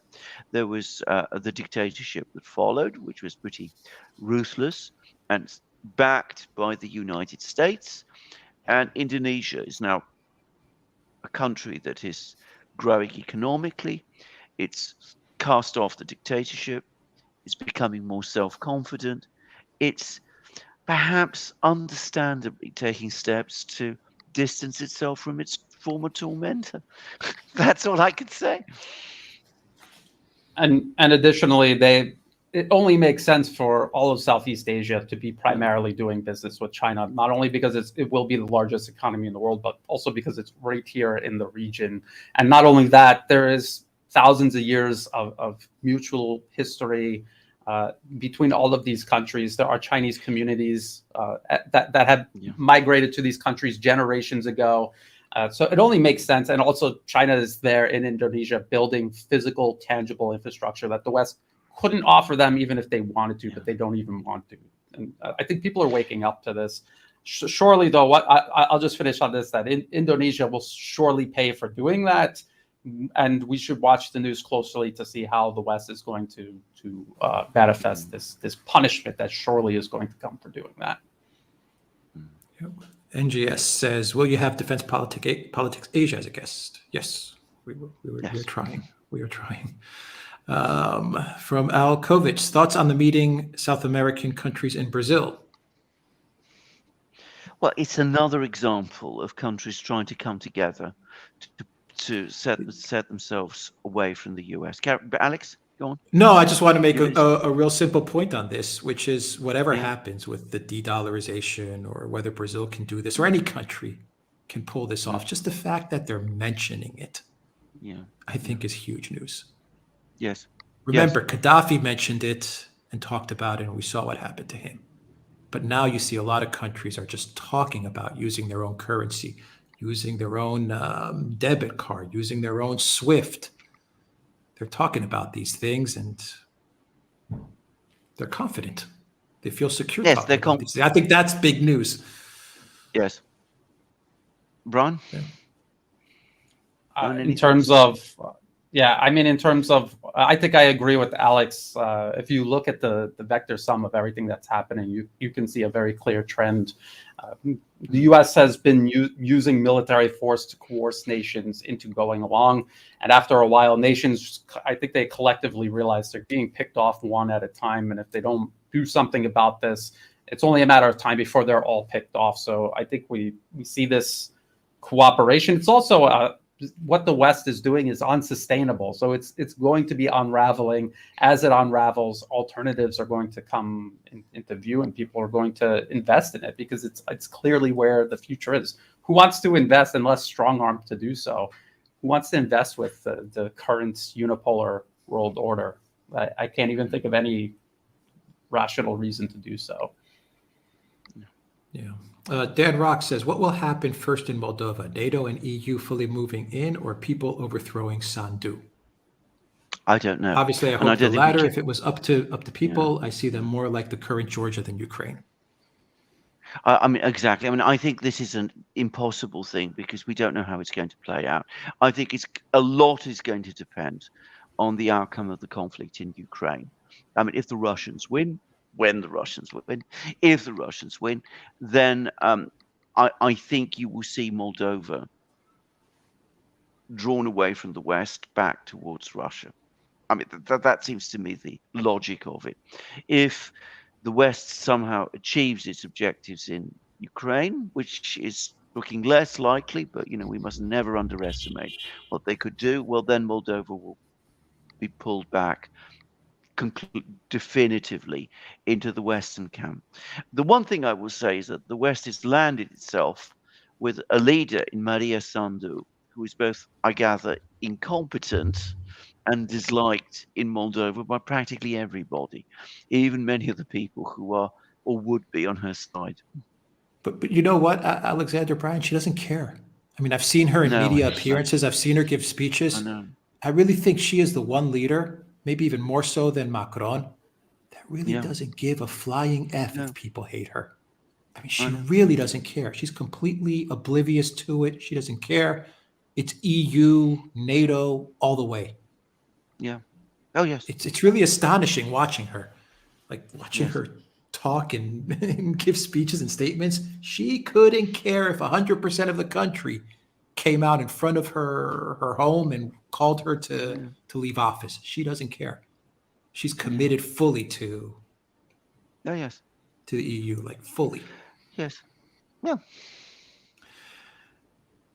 Can anyone give a brief definition of union pay? Union Pay is the Chinese Do, Visa MasterCard system. do you have union Now, pay I in mean, Thailand? Right. So I think that there. I think they is do there have it. is there in the Yeah. there's not in There. the UK, is there? no, there's one bank which operates it, which is the Bank of China, which is not, by the way, to be confused with the National Bank of China, which is China's central bank. The Bank of China is a private bank based in Shanghai, which used to be the Chinese central bank before the current Chinese government, the communist government, came to power in 1949. But it is a Chinese bank, and you can get Union Pay cards there, and they operate the system in London. But that's the only place you can find it. When I went to Malaysia some years ago, you saw lots of places where you could use Union Pay cards. So, in Malaysia, the penetration was quite extensive.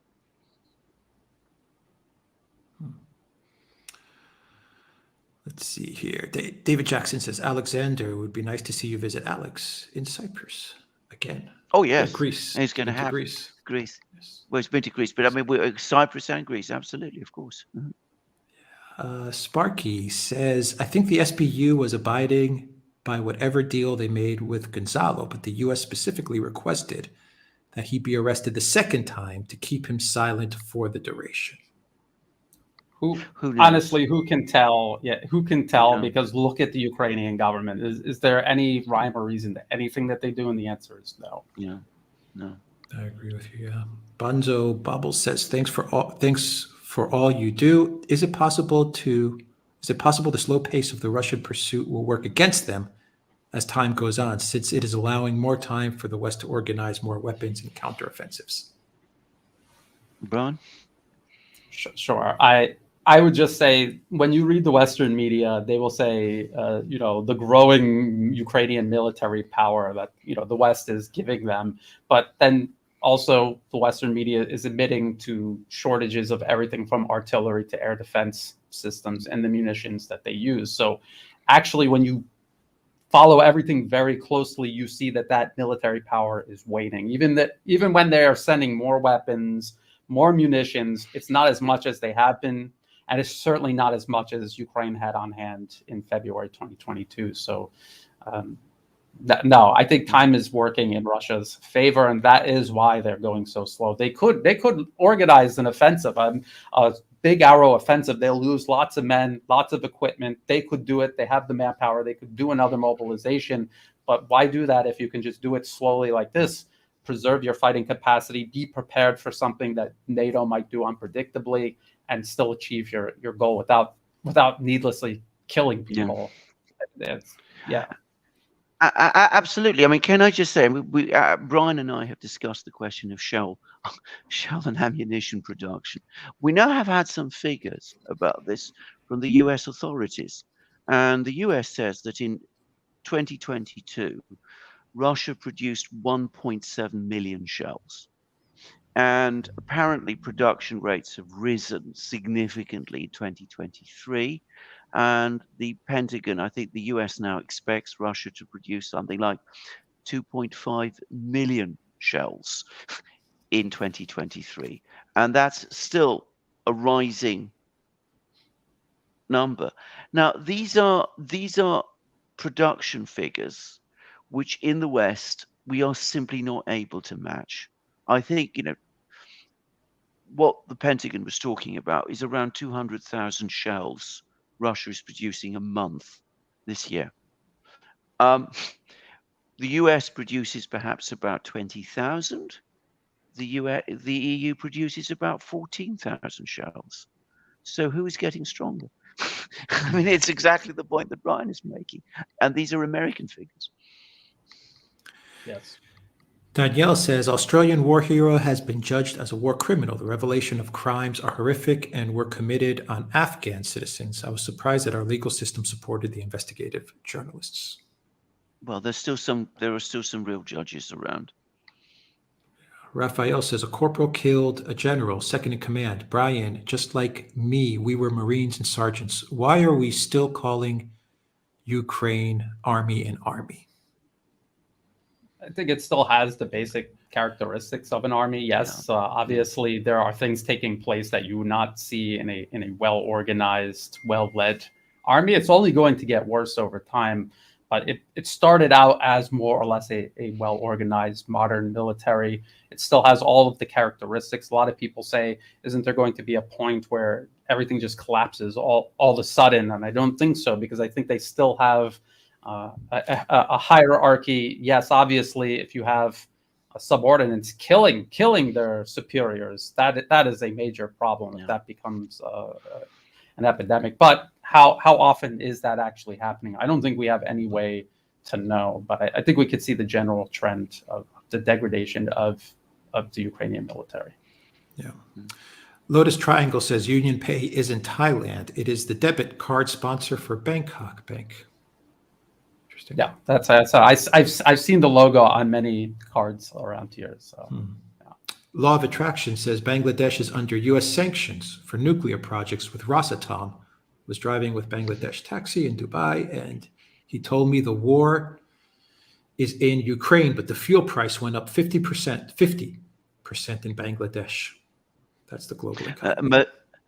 Modi made exactly that point again in Hiroshima. He said, you're obsessed about this war, but it's we who have to pay, and we are not in a position to pay because we're not as rich as you. And he said that's a fundamental reason why the war should end. And he also said that we have to have a system, a reworked international system in which the concerns of the global south are heeded. And that means giving the global south, including, of course, India, a much bigger role in the United Nations and in the Security Council. As I said, you can understand why Der Spiegel is now publishing pieces about overcrowded Indian trains. They were furious with it. Freedom Gone 1984 says, new to Rumble, please help a like-minded streamer and follow or sub my channel. Freedom Gone 1984 on Rumble. Please like or follow her channel. Thank you. Okay. Freedom Gone 1984. And another Rumble question from Ken Media Reader. How has the West not silenced Viktor Orban after his continuously slamming liberal progressives and comparing them to the communists and the virus? Go Orban. Not for want of trying is the answer. I mean, he's an extraordinarily tenacious leader, and he's obviously got a lot of support in Hungary, and I think that support is growing. But they're not going to give up. I mean, they'll keep hammering away at him. So don't assume that he's there. They're not going to give up. Go on, Alex. No, they're not going to give up. You're right. They're not going to give up on Orban. They're not going to give up on Erdogan. Me and Brian were talking before the show about Asia and what they're trying to do. They're not going to give up. They're going to continue to try and do their regime changes and their color revolutions and all that stuff. Yeah, absolutely. I mean, there was an extraordinary, since you brought up Erdogan, I mean, there was an extraordinary article about the election in The Guardian, which said that, this democratic victory of Erdogan in Turkey was not a manifestation of democracy. Work that out. It never is unless they get the results they want, then it's absolutely democratic. Yeah, exactly. Sparky says, Blinken's white man's burden, condescending style of diplomacy seems ineffective. Maybe he should double down or otherwise try harder. I think he is doubling down on it, obviously, because he doesn't know what else to do. He's not equipped to do anything else. Exactly. Matless X says the Russian Beluga spy well bombed Nord Stream. Facts. Thank you for that. No, I think it's a much more plausible story than the 6 guys. Than the Andromeda. Yeah. Zariel says, Alexander, what is it with the British arresting journalists from all over?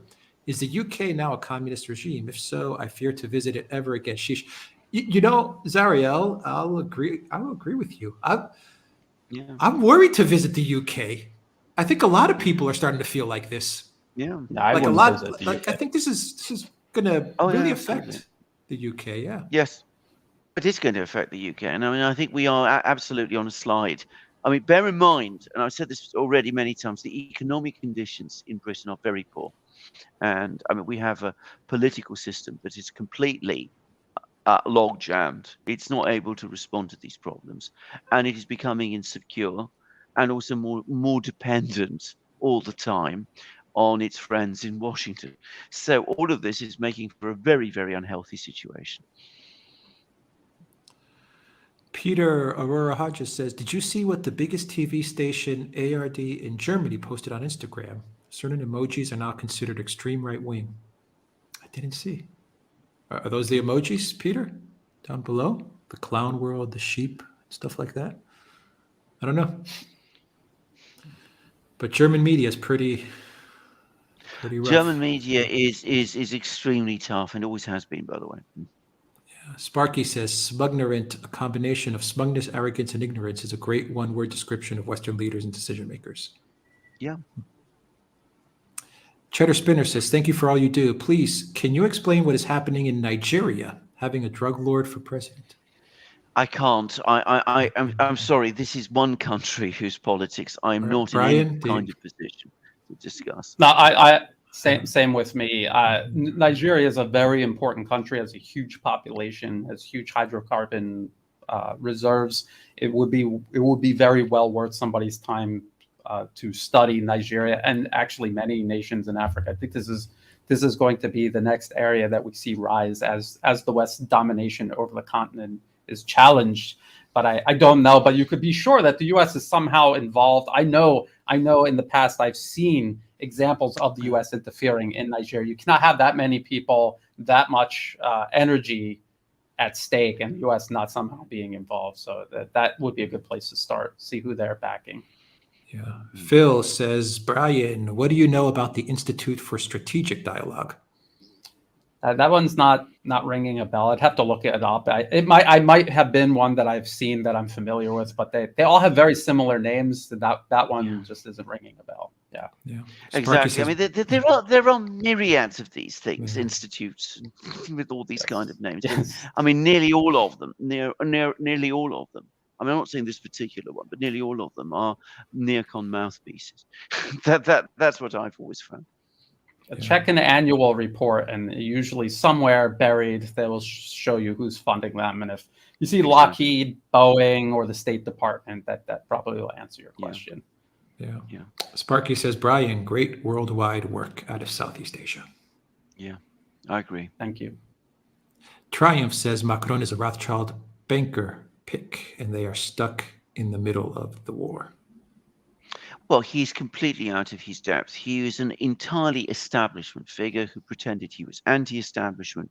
He became president because of very complex electoral manipulations, backstairs manipulations that happened in Paris, which everybody in France, by the way, knows about and basically accepts and acknowledges happened. And he's not without some, intelligence, but he's extremely arrogant.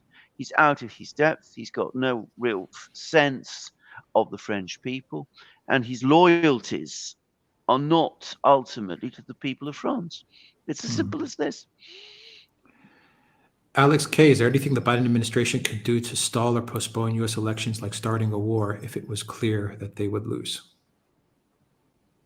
I don't think so. No. We always hear this every election that comes up. People are always thinking, well, they're gonna do this and this so they can stay in power. the establishment doesn't actually care who's really in power. Maybe they would prefer Biden because it makes them more they don't feel like rewriting the narrative. They said he's going to do 8 years, so they want him to do 8 years. But I really don't think they're going to do anything drastic like that, because the elections in the U.S. just don't work that way, at least from as far as I can tell. I entirely agree. I mean, postponing an election is an admission of a crisis in the system, which might lead to questions about that system and might threaten its stability and legitimacy. So given that elections basically always result in the kind of outcome that you're comfortable with, why postpone them?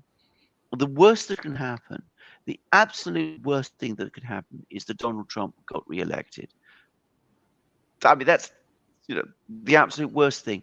But Donald Trump was elected before, and they found a way to cope with it.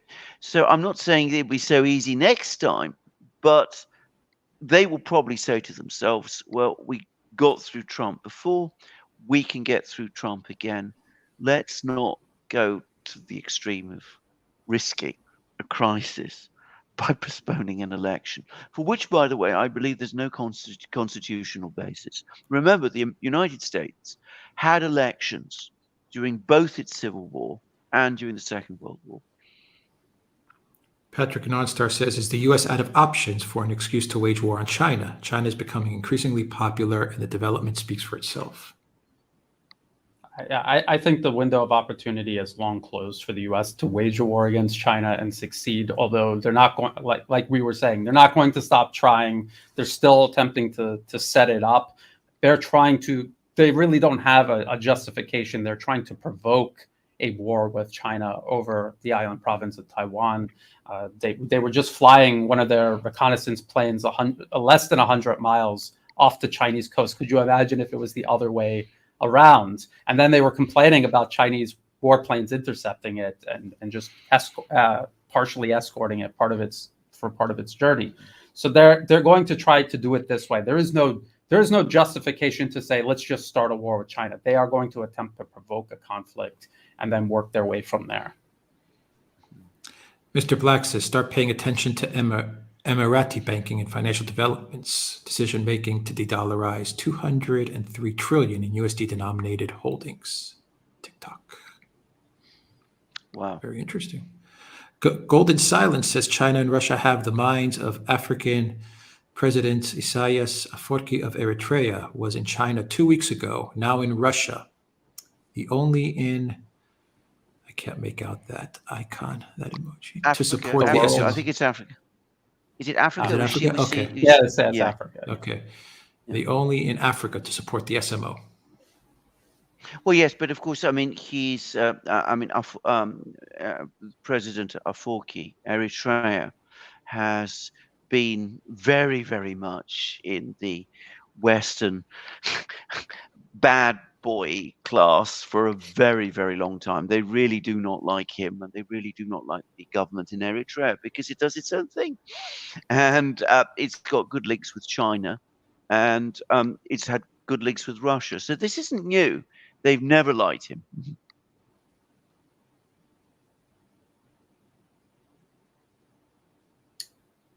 Alex, you're muted. I can't hear you. Okay. Yes. Can you guys hear me? Okay. Yes. Have you guys seen the videos where Mexican cartels now have weapons originally sent to Ukraine that they probably bought on the black market? They looked a lot like AT-4 anti-tank rockets to me, which is what the U.S. has been sending Ukraine. Not a big surprise. I don't think this is shocking to anybody. Expected. It's buying all the Ukraine command a lot of homes around the world.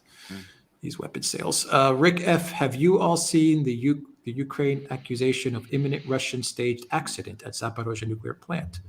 Is the Ukraine laying groundwork for sabotage? I think what they're doing is trying to create a narrative which would justify them taking control or trying to take control of the power plant. That seems to be very much a focus at the moment. So they're saying, the Russians can't be trusted, so we got to put our own people in. And I think this is what this is all about, actually. Yeah, I would say, Brian, my question would be to respond, Brian, as well. But I would imagine the ZMPP is a prime target for an offensive. If they're going to eventually do this offensive, I imagine the ZMPP would be their number one direction. I think I don't know. I think that it is, and I think that they're floating this narrative because if something goes wrong and something gets damaged, if there's an accident while they're trying to take the facility, they want to be able to say ahead of time that, oh, this was the Russians planning to do this, has nothing to do with our reckless attempt to seize it by force. But that's what they've been doing for many months now. Anyway, I mean, the whole world can see this. So, again, I don't know who's going to fall for it, and I don't know what they think they'll achieve by doing this. Sparky says, I still think that it's best for Russia to absorb all of Ukraine, thus leaving Western money collected for the rebuilding of Ukraine idle. Surely the money wouldn't be reallocated. Well, it may very well come to that. I think this is just something we'll have to wait and see. It's possibly will come to that, but that's the future will tell us. Sigrid Natalia Remo says, I feel I am watching a race of WEF, WHO, pharma, war-financed reset. Thank you for that. Zoran says, as a Serbian, to many of us, it is clear that the current Kosovo situation is staged and is agreed between Vučić and Kurti. Has to do with protests taking Serbs from Kosovo, taking weapons, etc. I mean, I don't know about this. My own comment, the only one comment I would make is that the Russian embassy in Belgrade, on the contrary, seems to think that this is not only real and serious, but that it's part of a color revolution attempt in Belgrade. And they've been saying that. And I did a live stream yesterday on locals, which is specific to locals. And a person from Serbia said the same thing, but also said that he didn't think the color revolution in Serbia would succeed because the great majority of people opposed it. But that's what I've actually heard. Dan says, look forward to the Duran having RFK Jr. Well, he might happen. That would be great. Sparky says, also Russia absorbing all of Ukraine would leave nothing for a Bay of Pigs style Western-sponsored invasion force to invade, since invading Russia is too ludicrous even for Western fools. Why is it too ludicrous even for Western fools? After all, they've been trying to do it over the last 24-hour periods. I mean, once upon a time, it would be considered too ludicrous. But I don't think there's anything that's too ludicrous for them now. That's my own personal view. But I think that there are so many issues and imponderables about Russia occupying the whole of Ukraine that I just said, I don't know whether that is the Russian plan. I doubt it is at the moment, actually. It might come to that. I don't think that's one of the reasons that, the Kremlin, people in the Kremlin are saying to each other. I think that, on the contrary, they could probably be saying to themselves, if we extend our borders all the way to the west in that kind of way, that will actually leave them more open to infiltration, especially as we might have a population in our rear that isn't friendly to us. So, there are all these difficult calculations to assess. And I mean, I don't know. I would just say that if you look at a map, you have Belarus up top. If Russia takes it to a certain point, not all the way to a certain point, I think they're pretty well covered. I don't know if they have to go all the way. All the way, yeah. Because, you have Belarus, and especially if they get Transnistria, if they connect to Transnistria. Yeah. And I think they have a pretty nice buffer area. Yes. I don't know, just my thoughts there. Yeah. RDDR says, Brian, your thoughts on Marxist anti-imperialism? Well, imperialism, I believe, is the highest form of injustice. I think everyone should be opposed to it. I don't think you need to be a Marxist, whatever that is by definition these days. There's a million definitions for all of these labels. I think everyone should be opposed to imperialism. And I avoid labels, and I avoid being left or right, because I look at all of these ideologies and ideas as a set of tools. And you wouldn't try to build a house just using a hammer. So why would you try to shape the world just using one perspective or one ideology. I think you should explore what they all have to offer and use them when appropriate, and use others when appropriate. And I think everybody can oppose imperialism, even if they have no ideology at all. They can just see that it's plain wrong to impose your will on not just another group of people, but an entire nation or section of the planet. It's just plain wrong, and we can all speak up against it. From Rockfin, from Andres, Brian, why does it seem like the Baltic states are like a little brother that keeps picking a fight and expecting that the larger brother will be able to follow up with the fight? NATO is not strong now. Well, I've just go on, Brian. No, go ahead, Alan. Brian. No, I've discussed. Go on. Okay. I was just going to say, again, it goes back to what we were saying about the leadership being installed into power. That has absolutely nothing to do with what is in the best interest of those nations. And the United States and Eastern Europe have been using the National Endowment for Democracy openly, admittedly, over many, many years, overthrowing governments that wanted to try to balance between Russia and the West. That is unallowed. That's not allowed. You must pick a side, and that side must be the US, the EU, and NATO. And that is what they have done. They've transformed these societies and their institutions. The population is dragged kicking and screaming. Part of the population will inevitably be indoctrinated and go along for the ride. And it really is. It's irrational. It's an irrational point of view. It's self-destructive. But that's how they've shaped that entire country. That's why it's so important for a nation to protect its institutions and its information space, to prevent their society from being poisoned like this in their minds and in their politics. Well said. Alexander, did you want to add something? No, I mean, what I just wanted to say is this. I've said this many times about the Baltic states. I'm just going to repeat it again. And this isn't contradicting Brian's comments. On the contrary, it confirms the point that what they're doing is contrary to their interests, because ultimately the United States is far away. It has all kinds of other problems. One day it might not be there, but Russia will be. So they are antagonizing the country closest to them, and they are relying unwisely on a country that is a whole continent and an ocean away. And that doesn't really make any good sense. The one country that can absolutely permanently guarantee the independence of the Baltic states is Russia. So if your concern is Baltic independence, then what you ought to be telling them is make friends with Russia. That's their true interest. Gorillas in Indumfest says, do you think West's insistence on constantly escalating the war in Ukraine and regime change Putin as part of the broader Great Reset WEF agenda? Didn't the neocons try this in 1999 with Yeltsin? Well, yes. I mean, I think I'm going to say this. There's the WEF. There are the neocons. They are not the same thing. I mean, there are overlaps. The two go along with each other on many things. Regime change in Russia has always seemed to me, first and foremost, an American geopolitical project, less a WEF one, which is a European one. True. Agu says Zelensky's eyes are blue, and the man pretending to be Zelensky in the reappearance video has brown eyes. I checked multiple times. It's a body double. Well, who knows? I mean, I think it is Zelensky, and I've heard it suggested that it's something to. I've heard about this thing with the eyes, that it might be something to do with the camera and the light.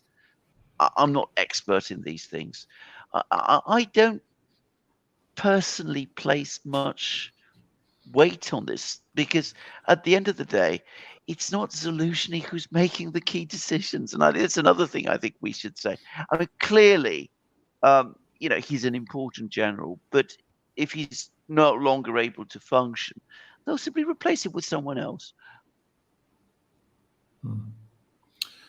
Zoran says, part 1 of 2 regarding Zelensky, Cricket Cross, do you not understand it because you are not Slavic? There is a huge movement in all Slavic countries towards the old paganistic beliefs before Christianity.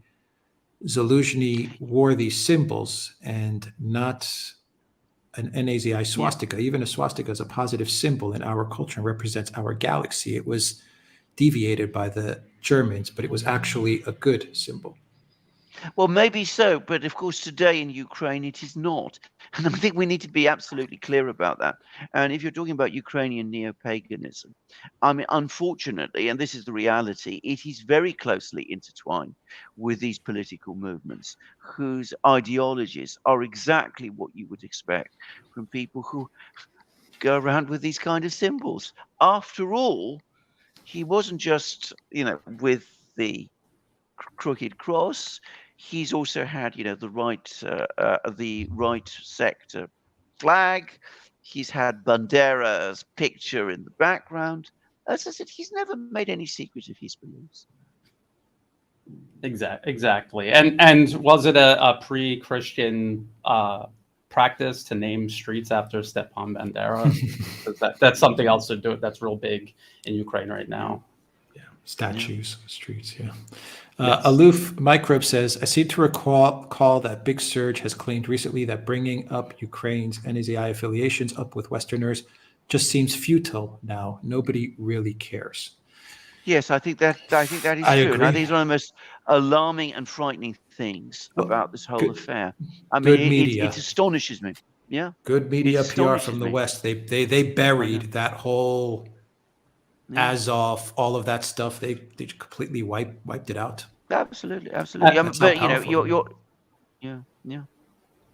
And because they've done that and people have become so emotionally invested in Ukraine, when the evidence finally does come out, their ego, their identity is tied to supporting Ukraine. They would rather support this ideology even openly rather than admit that they were wrong, and they will try to justify it by saying, well, they're still better than the Russians, when quite clearly no. Exactly. Sparky says, a person near enough to an explosion can get their bell rung without a mark on them. This could explain Zaluzhny seemingly in good nick, but perhaps a bit vacant or depressed in the video. It's actually Absolutely, a really but good point. It is a very good point, yeah. Rafik Adams says, do you think Russia will occupy annex the remainder of Ukraine up to the Polish border? The West fails to enter realistic negotiations in the near future. Yeah, I mean, we've had this question several times. I don't know is the short answer. And to be frank, I think if you got Putin in front of you, sat him across you, and had a full and frank and free discussion with no possibility of leaks or anything like that, you would discover that he doesn't know himself. I don't think anybody yet can say exactly at what physical point this war will end. I don't personally think Putin himself wants to go to the western border. He's previously spoken about Western Ukraine having been part of Poland and having been illegally taken from Poland by Stalin. And that might still be his view for all I know. But, that might evolve also. That might change too. J.H. Scott says, thank you. As always, gentlemen, haven't heard much on Armenia and Azerbaijan lately. We did do a program on it on the Duran. There do seem to be steps being taken towards a peace there. And I hope that there is a peace, actually, even if it is a peace which is significantly less than the Armenians might have hoped for. No placeholder. What are the Europeans doing in Africa is no game. What the Europeans are doing in Africa is no game. No, that is absolutely true. And I apologize for using that word. But I mean, the point I was simply making is that the Russians and the Chinese have come to Africa much later than the Europeans did and the Americans did. And can I just point out, by the way, that if you're talking about the Russians, especially in Africa, but also the Chinese, well, it's a point they've been able to make. They were not part of the colonial enterprises of the 19th century. Russians didn't go and form colonies in Africa. In fact, the one country that they were close to in Africa in the 19th century and early 20th century was Ethiopia. And this was a relationship that was developed between the Tsar's government and Emperor Menelik. And it was an alliance. It was not a colony of the West. Happy Zora says, thanks for being here. Also, thanks for your coverage during the week of the situation in Serbia. Thank you for that. Rafiq Adams says, to Brian's point about coalition versus military bases, is it more realistic to simply wait for the dollar system collapse and debt default and retreat of military expansion? No, I think they still need. I think BRICS, the SCO, even ASEAN here in Southeast Asia, I think they should commit to a collective defense against Western interference, because a lot of damage can be done, and it could take years, if not decades, to undo it once it's done. And there's no reason to not start this process now. It can be done. Countries here in Southeast Asia have already done it. There's no reason a collective effort, which would be much more effective, can't be pursued. Sparky says, one of my brothers knew Ambassador Stevens on the phone before his death. He commented to me that Stevens was serious about helping African unity, maybe why the State Department allowed his death. Sparky also says establishment was able to get Trump to believe the Skripal poisoning and the Syrian gas attack hoax. They also got him to arrest Assange and assassinate Soleimani. Trump endorsed Romney, Graham, Governor Kemp, McCarthy, and McConnell. Has Trump learned? I hope so. Well, possibly. I mean, but I think you're making an absolutely correct point. And given that story, yes, they don't want to see Trump re-elected. They will move heaven and earth to stop it happening. But I suspect that they still calculate that if it happens, they can find ways around it. Let's see here. God, I still have a lot of questions. My God. Peter Jackson, does the West need to be decolonized and the people who wish to use it as a bargaining chip for global control dislodged?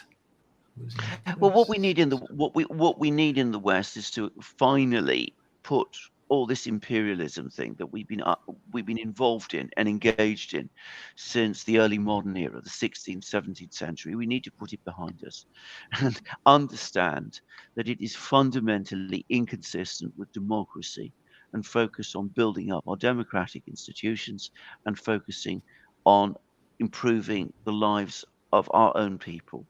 If we do that, then we have as good a future as people anywhere else in the world. But we need to stop thinking all the time that we have some kind of right to dominate others.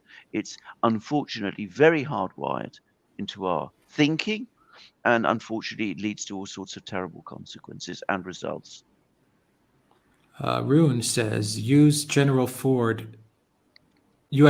Ford is now touring the Norwegian coast. Any thoughts on militarization of northern areas? I believe once Sweden becomes NATO, blockade of northern seas will be put in place. Well, yeah. They're going to try, yeah. Oh, yeah. Let's see. Tom, for Alex, any updates on the cause of the Russian Cultural Center fire in Nicosia that happened in April? No. No updates, which is odd. Very odd. Sparky says Putin sets a great example for the BRICS with his deal, with his a deal's a deal honoring of contracts, keeping corruption at a level too low to halt progress. Yeah. Yes. Elza says Zelensky is in Moldova discussing EU membership, but says that he might not come to NATO without a plan. Is it already that drop NATO for EU? Well, possibly, but can I just make a point? I mean, a couple of days ago, Alex and I were saying that, Zelensky wasn't going to be in Kiev for very long. And here he is now in Moldova. I mean, he seems to be very keen to stay away from Kiev. But putting that aside, yes, I mean, it's understandable in some ways that he would be in Moldova. He clearly isn't happy that for the moment there's still obstacles towards Ukraine getting NATO membership. And it might very well be, as you say, that he won't get NATO, but he'll get the EU instead as a consolation prize. Ideology says, why, Alex and Brian, don't you publicly support Andrew Tate, who is prosecuted due to his anti-war views and friendship with Kadyrov? Why don't you pay attention? Well, I could speak for myself.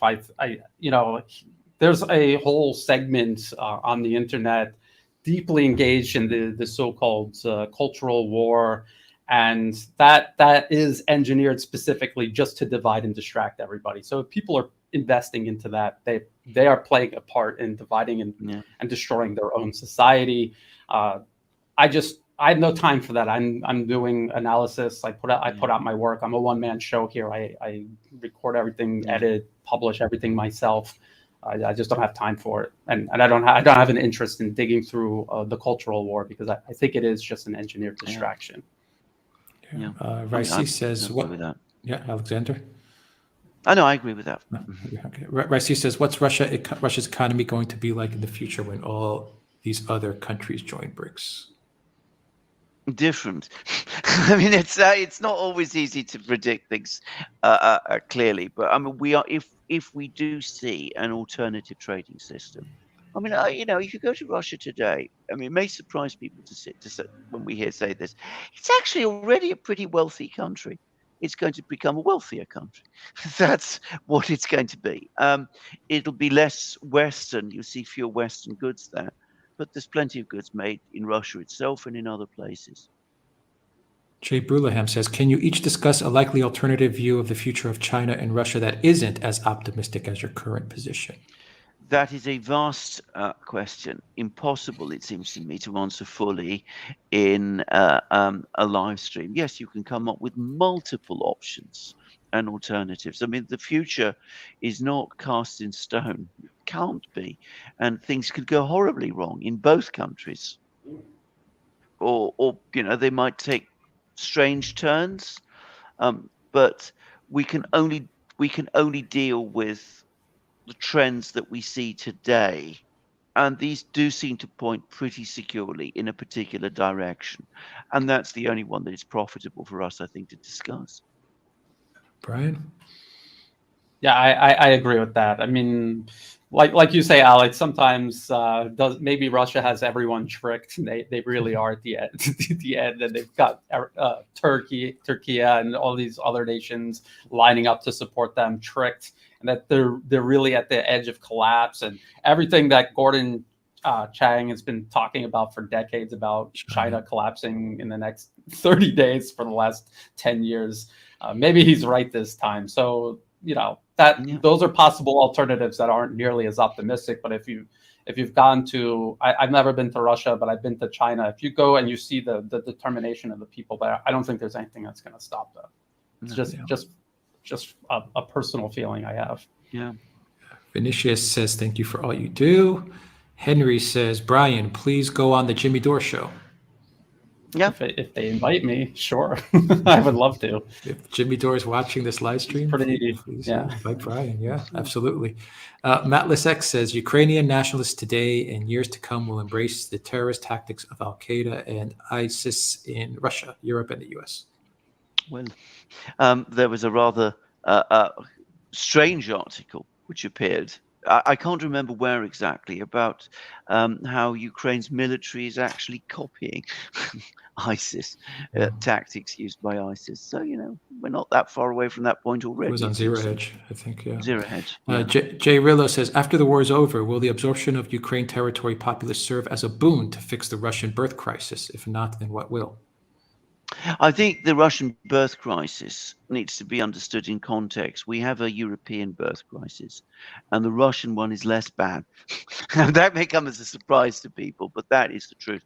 In fact, the Russian birth rate has gone up and down, and it's still below replacement, but it's not as bad as it is now in many European countries. I don't think what happens in Ukraine is going to have much bearing on this, actually.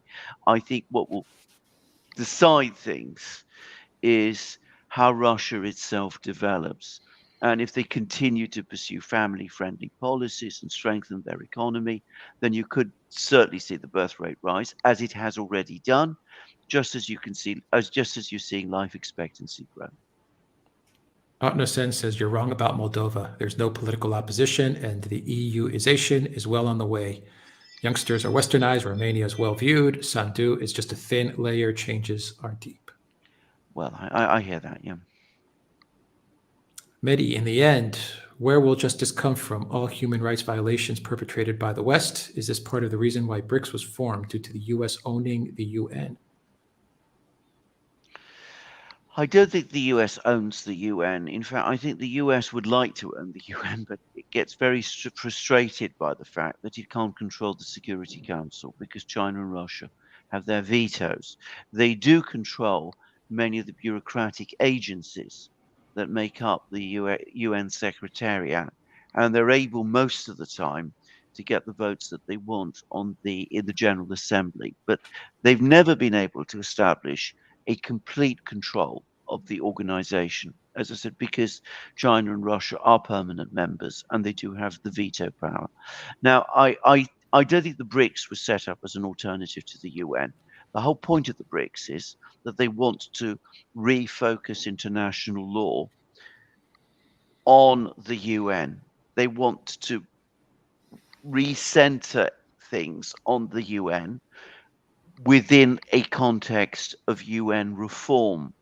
The country that has been trying to bypass or get around the UN in recent years has been the United States through its so-called League of Democracies. It's had this attempt to get countries together in this sort of league. It's invited all sorts of strange countries to join. And that has seemed to me like some kind of an attempt to set up an alternative UN. But that doesn't seem to be going very well either. Roger Zen says, Chinese foreign minister recently said Okinawa doesn't belong to Japan. How do you see this develop, and what are the potential geopolitical implications? Did he really say that? Because I have to say, I haven't seen it anywhere.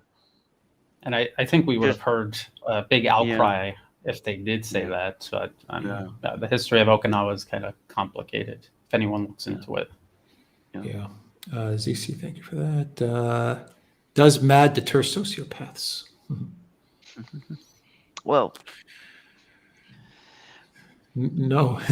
What is keeping Russia, China, and North Korea from further developing economic, political, military ties with the growing hostility of Japan and South Korea, North Korea S-500s? Well, a couple of years ago, it seems like an age now, but it was only a few years ago, both China and Russia were agreeing to sanctions on North Korea. And I think they bitterly regret now having done that. But these are UN sanctions, so they can't be easily lifted and circumvented. And that does affect their ability to conduct trade, even economic relations with North Korea, let alone military ties. But I saw a comment by the Russian ambassador to North Korea recently, in which he said that they are looking at ways of improving economic ties with North Korea, even getting around the sanctions. And he said that there are means to do that. And that's probably what we're going to see. And I think the Chinese will do that to an even greater extent, actually. Raphael says, guys, do you know about the 7-day plan Russia has to end any conflict in Europe? They presented it to the West and is how Georgia war ended. I don't think it was. Brian, I've never heard plan? of such a 7-day plan. I'm sure I haven't heard it. David Hart, any truth to the rumor that the Russian spy whale was dropped into the water from a Chinese spy balloon? Let's see. I'm sure it's absolutely true. It seems to me, it seems to me absolutely the most plausible explanation of all by far. To the panel, are you aware of the U.S. occupation of Haiti recently and the alleged presence of massive iridium deposits? Connection? Well, I'm sure there is a connection, but I didn't know that there was a U.S. occupation of Haiti. This must be, if it's a new thing, then it must be the latest in a long succession of these U.S. occupations. I know that the people of Haiti don't want to see the U.S. in that country, and this has been a long-running thing for many years.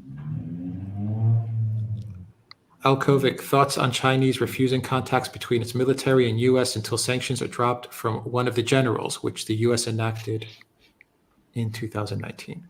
It's not one of the generals, it's the defense minister. Brian, any thoughts about this? Well, I mean, it's just common sense. Why should China meet with the U.S. if they're going to put their minister of defense on some sanctions lists, some trumped up accusation. Oh, they're buying weapons from Russia, as if the West isn't doing something comparable or many times worse. And so, China doesn't need to talk to the U.S. The U.S. needs to talk to China, and it's up to the U.S. If they want to treat other nations as equals, they'll find their future much easier. And if they don't want to, they're going to find that it becomes more and more difficult. Guys, how much time do you guys have, Brian? I know we've kept you for a while now. I'm fine. I'm fine until like another 2 hours. I got to go on Danny Hyfon's show. Oh, Dan. Oh, cool. Cool. Cool. Matt Lisek says, on the one hand, the U.S. NATO ignored the UN Security Council in 1999 bombing of Serbia, but then go to the UN Security Council afterwards, UNSC Resolution 1244, to establish peacekeepers in Kosovo. Well, absolutely. But this is again an earlier period in diplomacy when the US ignored the UN Security Council and then went back to it, and the Russians and the Chinese in those days were prepared to play along. They're not prepared to do that anymore. AZ Mary, what do you think about Russia building Moscow suburb for U.S. Western conservatives to move to? Officially 200 families, but rumor is the wait list is 2 million. Wow. Well, wow. I've heard about this story. I don't know. Is it true, Yeah. guys? I don't know. I've heard about it. I've never seen any confirmation of it. Raphael says, Brian, Ukraine lost a whole army, bro. After Gettysburg, the South knew the war was over. 500,000 men disappeared, and Ukraine will win what? I think they've lost more than one whole army. I think they've lost two, going to be three now. And I mean, I don't disagree. They're not going to win anything. They're destroying their nation as part of a proxy war waged by the U.S. against Russia. Peter Jackson says, about the RAF leaked messages regarding loads of useless white male pilots. Is this legitimate, or is it overt discrimination for sinister purposes? Well, if it is true, it is against the law. I mean, it is discrimination, and discrimination, as far as I know, is against the law. I don't know for certain that this is true. It seems astonishing. If it really were true, then I think the lunatics have indeed taken over the asylum. Shriveling Gale says, for Alex, do you think if Ben Wallace was allowed to see the Ukraine offensive plan after the postcard debacle? Oh, I'm sure he's seen the Ukrainian offensive plan. He's probably written it. Let's see. Sparky says, now that Alexander mentions it, maybe Western fools are that foolish. We know that Biden is the most competent member of the administration. Is it possible that he's the only one holding them back? I don't think so. I get the sense, on the contrary, that he's very emotionally and viscerally invested in this. I think he also has a massive animus against Putin personally, which also affects a lot of what he does. So I don't think he's a restraining force. There are people in the US military and political and security leadership who I think are very skeptical about this Ukraine adventure, but don't think these people are moderates, by the way, or even realists. I mean, the most prominent perspective I get when you listen to them is they're saying, why are we wasting our resources in this secondary theater when our main theater is China? So what they're saying is, let's not waste time with Russia. We got China to go after instead. So there is that debate, but I don't think Biden is any force for restraint. I never got that impression. From Rockfin, Dave says, question from here would be, how has shipping in the Mediterranean Sea changed in this last period? Routes, condition of ports, what is being shipped, directions and trade? I'm not able to give you details. I mean, this is an impossible thing. Once upon a time, 20 years ago, I might have been able to, because I was involved in that world, but I'm not any longer. Now, all I can tell you is this. There's been lots of good articles about this. A recent one on oilprice.com. China and India are buying Russian oil at enormous amounts now, and they're making it into diesel oil and other kinds of oil. and it's heading westwards. Much of it is going to Europe, and this is universally known. And the Europeans pretend that they're trying to stop this trade, but of course they're not. And the oil price caps have collapsed, and to all intents and purposes. And that's the reality. And this is going to change the whole structure of shipping, the whole way in which shipping operates and performs. Anybody with any experience of the industry would have known in advance that that would happen. This is one of the most fleet-footed, flexible industries in the world. If you're talking about international shipping, and the people who run it are, believe me, some of the toughest, most unsentimental, and most, effective, if I could put it like that, business people you will find. Controlled Demolition says Lindsay and Zelensky both have puffy eyes at their meeting. I think they are killing generations of men because they sell the women. Well, I'm not going to go down that. Mr. Tommy says, good afternoon from Belgium. You're three great guys. Commando Crossfire says, one of the results of the war is the rehabilitation of Nazism in the West. People at first supported it without knowing. Now they don't care. Next, they are. It's basically what Brian, we were saying. Yeah, they've accepted it. Yeah. Torsten says, when will Russia and China start proxy wars against NATO stan? Thinking of Syria and Iraq. I don't think they will do that, because I don't think that's their modus operandi. I think proxy wars are incredibly destructive to the countries that get caught up in them. And I think at the moment, what the Russians and the Chinese want to do, you might be cynical about this. You might say they're doing it because it's in their own interests. But for whatever reason, what they're seeking to do is not wage proxy wars, is to build commercial and economic and ultimately political alliances, or I say alliances, I mean structures, and I think that's their purpose, that's their objective. Now, if the United States gets sucked into some kind of conflict somewhere, well, quite possibly, quite plausibly, the Russians at that point will get some payback by sending supplies to whoever it is that the US is fighting. But as I said, I don't think that's what the Russians and the Chinese are looking to do. Summer of 1970 says, damn, 6 Pacific time. I need coffee. Thanks, Duran. From Rumble, Brian, why does Russia not have the same general ideal about intellectual property that China does? They are not held to account for IP theft. I don't know. I mean, intellectual property is a tough topic. I personally, I am an industrial designer by trade. I really have no use for intellectual property. I've designed many things and put it out open source. Open source is a viable business model. People make millions off of it. And I think there's many different approaches. And I don't know how committed China really is. I think a lot of that is just to try to address the fabricated concerns the U.S. has that they use to smear China. I think a lot of that is in response to that, not out of general concern. And I think Russia also doesn't see it as a practical matter. Intellectual property is a way for a nation and corporations, a small handful of corporations, to monopolize everything. This is what the West is all about. People who are more interested in cooperation and just building things are not going to be as hung up. And not to say that it will not be an issue, but they're not going to be as hung up on it as say, the U.S. and many European countries are.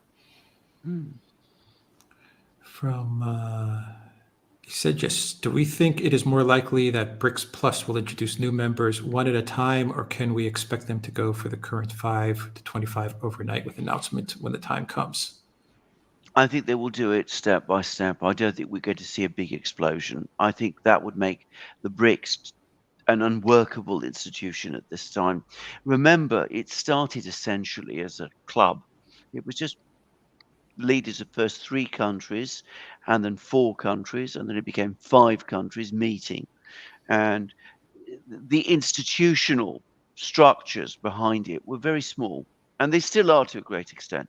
So I think they will want it to grow as the institutional setup behind it evolves and develops as well.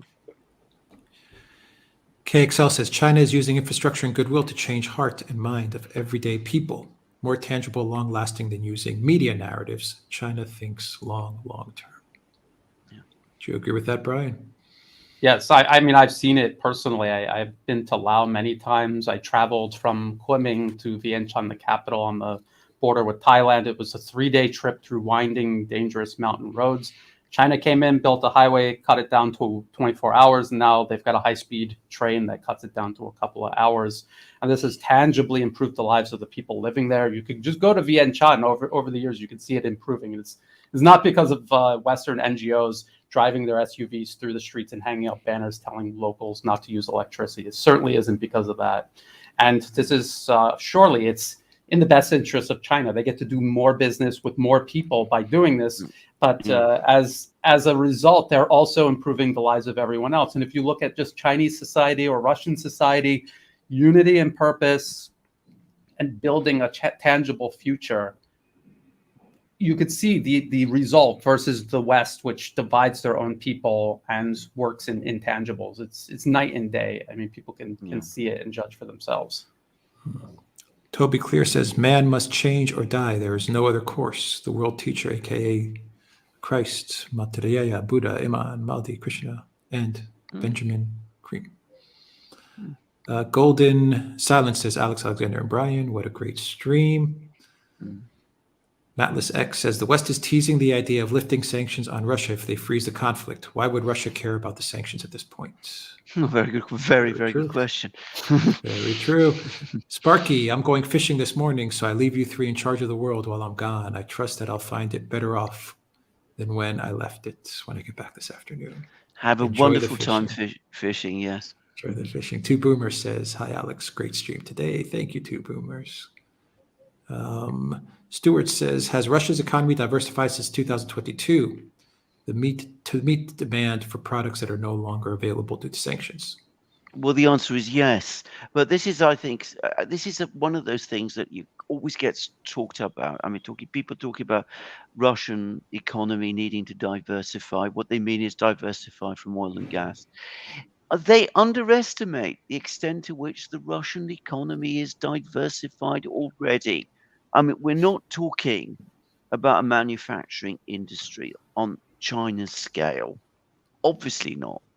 But it's a pretty significant manufacturing power already, as I have seen. Nigel Green says, where can I get the tracksuit top from Alexander? On the shop. It is on the shop, Nigel.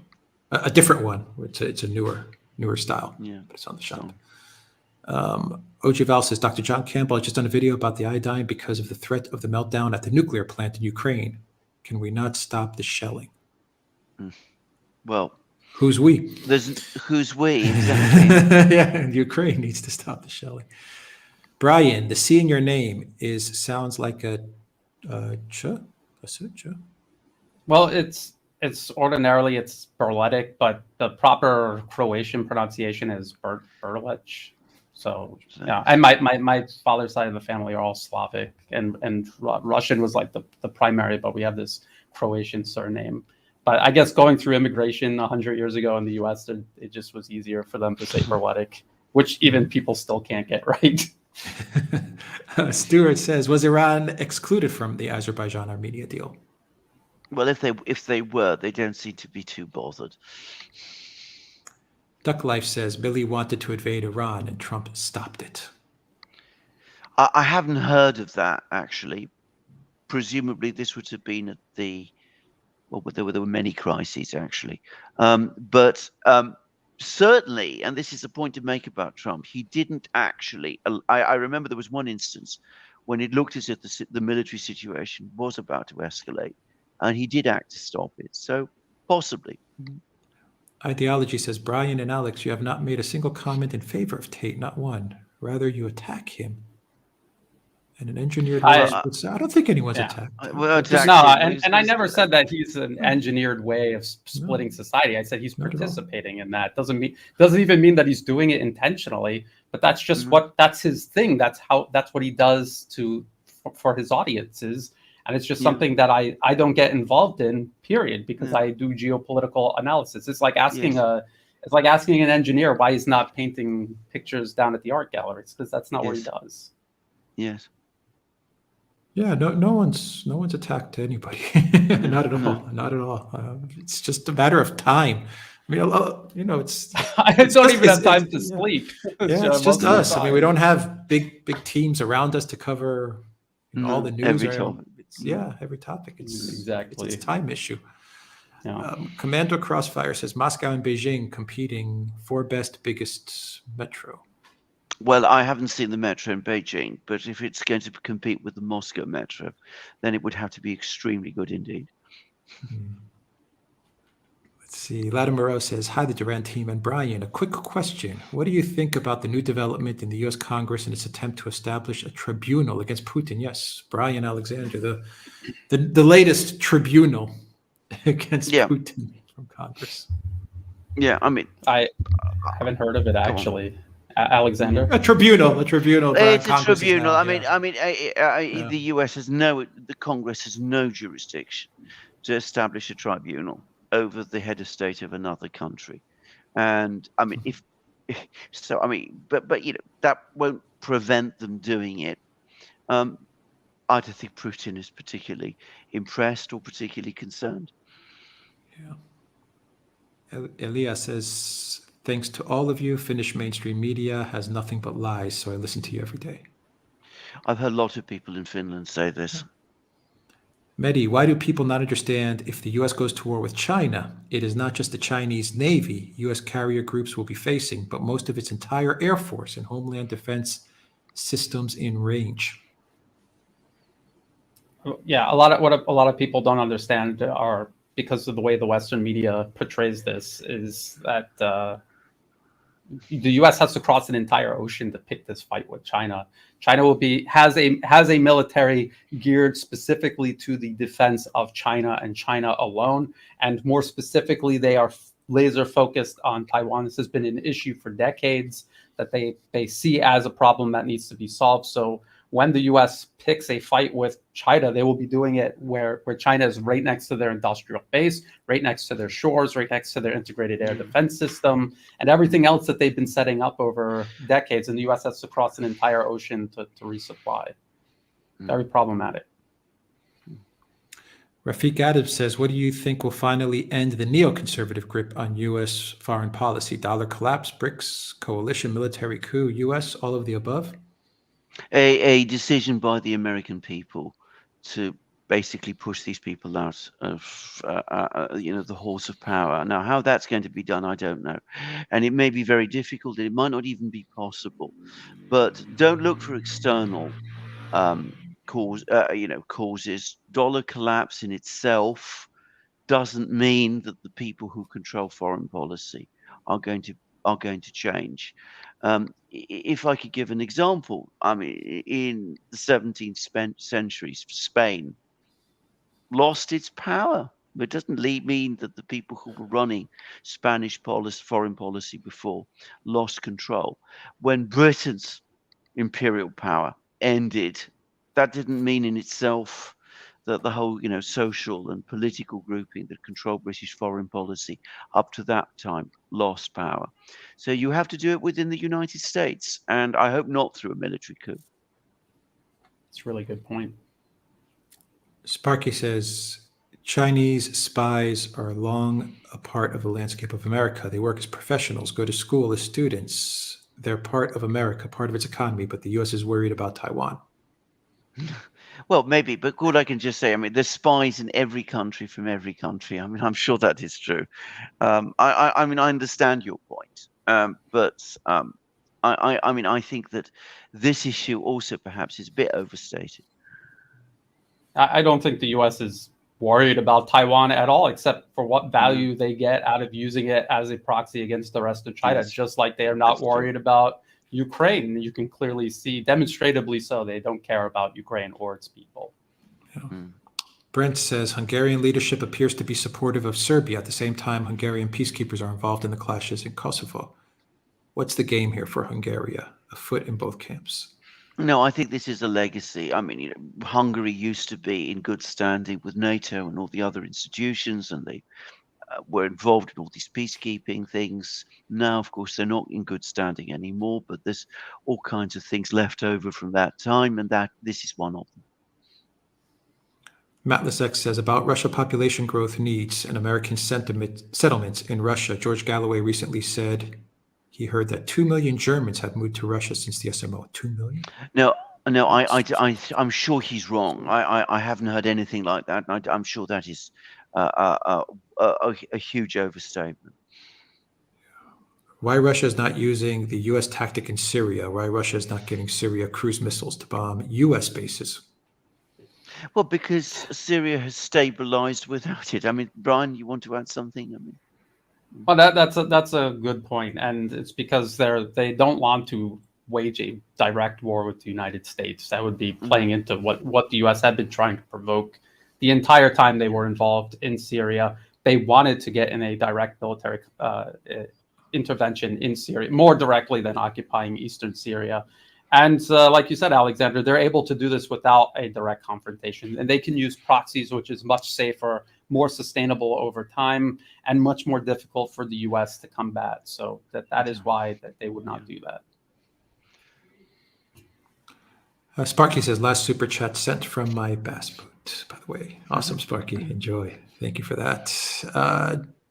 Jorge Marin, keep up the good work. What will it take for Ukraine to plead for negotiations?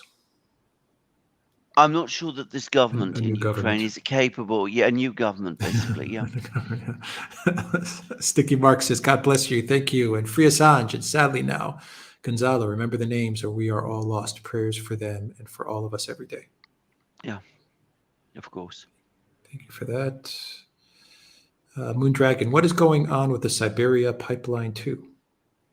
This is the one to China, and of course the I don't know about this the US, but the Financial Times is making a huge play about the fact that all the contracts haven't yet been signed, and Xi Jinping and Putin didn't confirm it was going forward when Xi Jinping came to Moscow, and it wasn't confirmed when Mishustin went to Beijing, and this proves that all these summit meetings were failures and all of these things. This is a gigantic project. Sorting all the various component parts is going to take a time. They will get there. It will happen. Two Boomers says, Prigozhin said Russia needs Stalin-style purges of its officer corps, political class. Yes, as I said, I mean, I think he's gone completely off the rails, actually, and for quite a long time now. I don't, by the way, buy this view. You still see people say that this is all some kind of cunning Maskirovka operation. I don't think this is my own personal view. I don't think this is the case. I think that Prigozhin is making these statements. I don't think many people in Russia take them very seriously. And I think the one thing we learned from the battle in Bakhmut is that he is not actually the person in operational control of the Wagner forces. He said he was pulling them out in 5 days, and of course they remained and won. What are your thoughts, Brian, on all of that with Prigozhin and Bakhmut? I keep an open mind to all of the possibilities, but I do lean in the direction toward what you and Alexander have been saying, that he probably is losing his mind. He's not really a military commander. He's a polarizing figure. He gets a lot of attention when he does this. When he doesn't do it, nobody pays him any minds. And so it could be. I mean, it's not as if Russia is the master manipulator and has absolutely everything under control. And I think people should keep that in mind. They don't, including people like Prigozhin or Strekhlov, who's always, the Western media loves these people because they can always go to them and show that there's all of these cracks, when in reality, I don't think that they're cracks. If there was some sort of psychological operation, it is a perfect way to manage it and keep the West hooked on these manufactured crises rather than digging in and finding real ones. Yeah, very true. We'll find out sooner or later what the truth is. Yeah, exactly. Yeah. Why did North Korea never get a deal like the JCPOA? You see, this is the fundamental point, because it did get a deal very like the JCPOA, directly negotiated with the United States during the time of the Clinton administration. And the deal was that North Korea would stop its nuclear enrichment programs and would not pursue nuclear weapons development. And in return, the United States would supply North Korea with pressurized water reactors, and there would be sanctions lifted and all those things. And what happened is exactly the same thing that happened with the JCPOA. The US reneged on all of those commitments. It started to impose more sanctions on North Korea, and the North Koreans decided that in light of that, there was no point in wasting time with further negotiations. They might as well go forward and develop nuclear weapons themselves. The story of US diplomacy with North Korea is an extraordinary one. It is of the US making promises which it didn't fulfill, confident always that the North Korean regime was about to collapse, and astounded when it didn't, and appalled when in fact it did develop nuclear weapons, which at one time the US thought it never would. And if I can add the Iran nuclear deal, if people look at the Brookings Institution's 2009 document called "Which Path to Persia," they spelled it out explicitly. They will make a deal with Iran.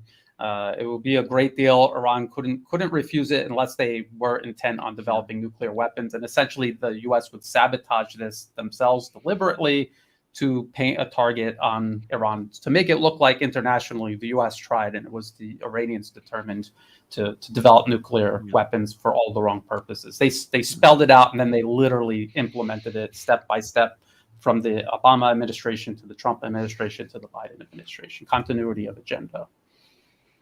Chris says, greetings from Cyprus. The war will end with the liberation of Odessa. Ura.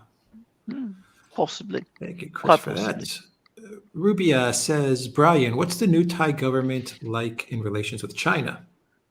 Well, they're outright anti-China. The de facto leader, billionaire Thanathorn Juangroongruangkhet, he vowed to cancel the high-speed rail project instead for the Hyperloop, which doesn't even exist. And then over the last couple of years, he's been going up and down the route with these fake NGOs funded by the U.S. to stir up the locals, to lodge legal complaints to delay the construction. It's already under construction. During the pandemic, they had people out in the streets protesting against Sinovac, demanding that the government buy Pfizer and Moderna. I mean, very transparently anti-China, pro-US, without a doubt. And now they've vowed openly that they're going to pivot away from China, their largest economic partner, back to the West, which offers the region absolutely nothing, and specifically to cooperate with implementing the U.S. Congress Burma Act to fuel an armed conflict in neighboring Myanmar. So I hope that gives an impression of who they are and what they represent. Commando Crossfire says the U.S. is threatening Uganda for passing anti-LGBT laws, which are supported by 95% of the population. U.S. threatening, guess what? Sanctions. Yep, Surprised? Surprised. John Matthew says, did Africa and Asian countries really get freedom? No. I mean, they've had. I mean, first of all, they weren't given freedom. They had to fight to end colonialism, and that's an important point to make clear. I mean, we talk about Indonesia earlier in the program. There was a big war in Indonesia. I mean, Sukarno had to fight a war to drive the Dutch out. It wasn't, simply the Dutch coming along and giving independence to Indonesia. So they had to fight to achieve that. But of course, the fight to get full independence, sovereignty, is a much, much longer struggle, and it's nowhere near concluded. Cooper says, I'm truly honored to see the three of my favorites. Thank you for all you do. I've learned so much. My wife teases me and says, enjoying your daily walk with Alex. Thank you, Cooper, for that. Lucas says, West is now attempting to weaponize the fact that minorities are still alive and thriving in Russia and China, calling it decolonization. Yeah. Absolutely, and this has been it's a very good point. It's a very good point about actually, by the way. Duran and Brian doing pretty good job. Wish you all the best. Kosovo, yeah, Serbia. Kosovo, yeah, Serbia. Yeah. Thank you for that. No sense says Brian, top-notch channel. Keep up the great work. Thank you. Controlled Demolition. I bought Colonel McGregor's book, Margin of Victory, and 3 books from Scott Ritter regarding disarmament in Russia, Ukraine. Good for you. Mm-hmm. Thank you for that. Breaking up Russia is code for putting them on reservations. Same tactics used on the Donbass. That's what Nyland says. Absolutely. And I think to say about Russia is, of course, 80% of the population of Russia are ethnic Russian-speaking Slavs. In other words, Russians. So, I mean, this talk about breaking up Russia, it's not something that you can naturally do. If you're going to do it, you have to force it on the people to do that. And of course, many of the people who are not ethnic Russians, in fact, the vast majority of them, still identify overwhelmingly as Russians. So it's a decolonization, that so-called, which the colonized, the supposed colonized, absolutely do not want. Toby Clear says Maitreya is the secret name of the 5th Buddha and the Kalki avatar, the last Messiah who will come at the culmination of the great cycle. HPB. You're clearly somebody who is well versed in the Buddhist classics. No sense says Prigozhin sounds scared, stepped on too many toes. Well, quite possibly. I mean, I haven't followed him very closely, I have to say, since the Bakhmut battle ended. I think that people give him too much attention, actually. Etu Brutus says, I heard the same thing about the 2 million Germans in Russia, but it was more the context of people in Germany applying to immigrate. Oh, I see. Okay. Yeah. Well, applying is a big difference from actually immigrating. Yeah. Sparky says, Chinese spies aren't so much cloak and dagger as they are correspondents gauging the feel of the U.S. Most of their time is with their jobs and studies. In which case, are they really spies? I mean, just asking. I mean, they might be people who are there providing information, but are they engaged in actual espionage? Just asking. Lindy the African says, question to all of you. What's the worst part of your job? The worst part Brian of my Alexander. job? That's a very good question, actually. I mean, we it's a very hard work. I mean, we have to spend many hours on this. And I suppose not giving as much time to my family as I would like is certainly an issue.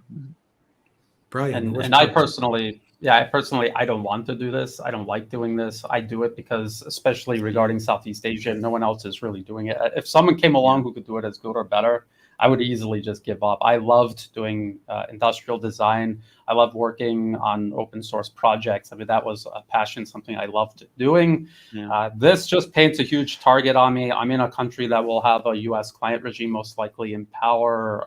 It will be very disruptive. And as Alexander said, I have a family. I have children. I love spending time with them. Luckily, I do. I work at home doing this, which is good. Yeah. But on the other hand, like Alexander says, people, I don't think they understand how much time you like. When I talk about Which Path to Persia, it means I had to read it cover to cover. It's not fun to read these documents that they put out. So yeah, it is. It's very taxing. It's very little appealing about it. Only the fact that so many people seem to appreciate and benefit from it. That's the thing that kind of keeps me going. Absolutely, I have to say, reading these materials is absolutely soul destroying. And I don't know whether, Brian, you found the same experience, but the sheer cynicism that you find in these documents is really quite shattering. Between themselves, with each other, they're quite open about what they tend to do. Absolutely. I highly recommend that ordinary people go. These documents are public, And they just rely on the average person not knowing or caring enough too bored to read 300 pages about how China's inferior. We have to destroy them, make it look like they're the aggressors. Like you say, Alexander, they're very open about this. With Iran, they were very, very open about proposing the deal, deliberately sabotaging it, then blaming Iran and using that as a pretext for war. To replicate everything they did in Iraq that was illegal and inhumane and a monstrous war crime. It's soul destroying. Absolutely. Yeah. They don't hide their hate, to be quite honest. That's why when we talked about like the Lindsey Graham thing, when Lindsey Graham says stuff like that, it's not for him. He's fine with it. It's something that's been documented in what he said or written for many, many years. He's saying stuff like Russians are dying doesn't really bother him. No. It's. If you saw him with Al Qaeda in Syria and Libya, then this is quite tame actually by comparison. Yeah. Exactly. Yeah. Marco says, given the Donbass crisis is still ongoing, may I recommend a vast multi-part series that was recently concluded on YT. Orthodoxy, autocracy, and nationality, the entire arc of Greek and Russian history from the Bronze Age until 1923. Yeah, where to find the time to watch these vast programs? But it is an interesting thing. By the way, the expression, nationality, orthodoxy, and autocracy comes from something from. It was a slogan developed by the Russian education minister, a man called Count Uvarov, in the 1830s. And it was, for a time, it was the sort of program, the educational program of the Tsarist government in Russia. It was their sort of ideological idea, if you like.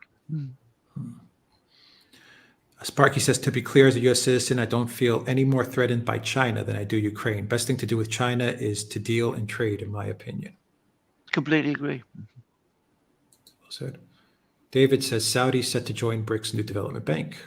Well, that is very big news, because of course eventually, if they are going to launch a new currency, a new reserve currency, and one presumes they are, then being able to trade in oil with that currency is going to be an absolutely essential linchpin to making it an effective reserve currency. Yeah. I just lost that question. Where was it? Why the EU is a vassal, especially Germany? Huge question. Lots of unanswered explanations there. And it's something that developed gradually over the course of, European history post-Second World War. And then suddenly, around about the year 2000, it all seemed to come together. And we are where we are. We can spend a lot of time looking for explanations. Perhaps the more useful thing at the moment to do is to recognize that is what it is and to confront it. Marian says, has anyone heard news about Gonzalo Lira? Not since his arrest, and not since the Ukrainians said what they were going to charge him with, which I find, I want to make it very clear. I don't understand these charges from a legal point of view. They don't make any kind of sense to me. But anyway, there we are. They're charging him. What is the ominous thing is that I get the sense that the US, the State Department, is washing its hands of him, even though he's a US citizen. Yes, and there was a press conference, and a U.S. representative was asked about Gonzalo point blank, and they just said, "We know about it." And they said, "Well, are you doing anything about it?" He said, "Well, we know about it." Which, if it was someone arrested by Russia, you would never hear the end of it. How he needs to be released, and this is a miscarriage of justice. People will pay, but in this case, yes, they're just going to ignore it. Unfortunately. Brian, Alexander, the right course of action, would it not just be for the Ukraine government, for the U.S. government, which controls the Ukraine government, but for them to just have Gonzalo deported? Would that not be the right course of action? The government doesn't like what he says. Zelensky doesn't like what he says. Just send him out of the country. And that's Absolutely, Right. expel him. Expel him. I think this is Happens about- regularly. I think this is more about making an example out of him. I mean, this is what the whole Ukraine operation is about. It's about violence. It's about terrorism. It's about getting Russia into line. It's about getting everyone else into line. That's what it's all about, is control. And I think this was meant as part of that to scare people, intimidate them, encourage them to stay quiet. Summer of 1970 says, what will happen first? Hell freezing over or the Bank of England giving Venezuela's gold back? Hell freezing over. Isn't that obvious? Raphael says, Brian, I worked in G3 second FSSG. Bro, can you please explain to me, where are we going to park all of these boats and subs to fight China? Educate me. I mean, this is what I was saying. I mean, the idea of the U.S. waging some sort of successful war against China across the entire ocean, it's implausible. They're not going to be able to do it. If you read these think tanks, when they analyze this or do war games about fighting China, they're claiming that it's somehow a victory, but when you read it, it's obviously a defeat for the United States. And at the end of it, China will still be in a stronger position than the United States. So, yeah, I agree that this is implausible. They're out of time, and they should just face reality. But of course, we know that they're not going to do that. Yes. Rafik Adams says, for Brian, do you think Nord Stream 2 will ever be repaired and German relations with Russia restored? What would it take? New government, likely? I think it would require the collapse of the U.S. in its current state as a global hegemon. It would require all of Europe getting out from under the shadow of U.S. hegemony that has been cast over the continent since the end of World War II. And yes, a new government in Germany. And I think that Russia has deliberately made decisions not to burn bridges for the long term. They want someday down the road to do business with Europe and even the United States. Same goes for China, but I think they're quite okay with, in the meantime, doing without it. Mm-hmm. Jerry says, you three gentlemen have more common sense and intelligence than all the Western governments combined. Mm-hmm. Thank you for that. Greg says, I contacted my congresswoman to free Gonzalo Lira. Appreciate all of your hard work and dedication. I know a lot of people in our community have done so, and I'd like to say thank you for doing that. Yes. Tabernacle says, chickens are harmless, yet much noisier than eagles. Mm. Well said. I suggest it says, I've been seeing Western media gas up Thailand's new president. He's even been getting interviews. Does the U.S. intend to pit Thailand against China? Yes, absolutely. Well, first of all, it's Prime Minister. But yes, that just when you see the BBC singing his praises, CNN getting him on, he's speaking almost perfect English. He has a Harvard. I mean, like, these are all red flags that should go off immediately. And if you've been following this closely, like I have, and laying out all of the evidence of U.S. interference, it's very clear that had always been the plan. And that is the plan the U.S. has with every nation along China's periphery, to turn them against China, just as they turned Europe against Russia. Imra says, thank you all three reading those terrible documents so we don't have to. Yeah. Okay, Imra. Marcos says, Brian, thanks for the hugely informative work you do regarding the Donbass conflict. There's much smoke and mirrors, very little truth and rationality. Thank you. Thank you for that. Panel, good book, Guilt by Association by U.S. lawyer Jeff Gates, 2008, coined term multi-generational criminal syndicate and effective use of game theory to recruit and manipulate agents of influence. Okay. Tom says, I want to add that I feel a great deal of empathy for you folks and work you do, especially with families. I know it's immensely time consuming and needs exhaustive review, fact checking. Geopolitics is not easy. No. Thank you, Tom, for that. Brucholo, okay, says, if the US dollar stops being the reserve currency, how will the US fund all of its expensive military projects? It won't be able to. That's the whole point about it. I mean, it won't just, I mean, it will have to live within its means, and that will be something the US will find very difficult to do. Sparky says, perhaps the Chilean government will step up for Gonzalo. Well, apparently they are, but of course Chile doesn't have much influence in Kiev. The US does, and he's an American citizen. Peter says Germany became a U.S. vassal through the transatlantic think tanks educating journalists. There is one show, The Anstalt, which summarizes the structure. DZ tried to stop them via court. Oh, interesting. Okay, thanks for that. Yeah. Jahagar says, with all the wars ever reached the lands of the actual perpetrators, I believe then there will be real peace. Also, shouldn't some countries pull their heads out of the USA's ... Well, I don't want to see war spread. I mean, I think that would be a disaster. And I think, and I repeat this again, you're talking about neocons. These people have no reverse gear. I want to say this.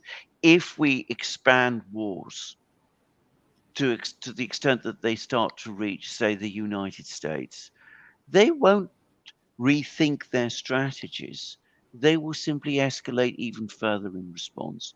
The way to do this is not to sort of combat them in that way. It's to follow the course that you set in your second part of your question. Think about what they're doing and build structures that can contain them.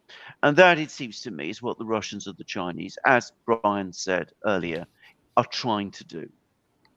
Finboy Slick says, Brian, the only sustainable way to counter China is to have a society based on freedom that wins people over. You can't do it with force and deception.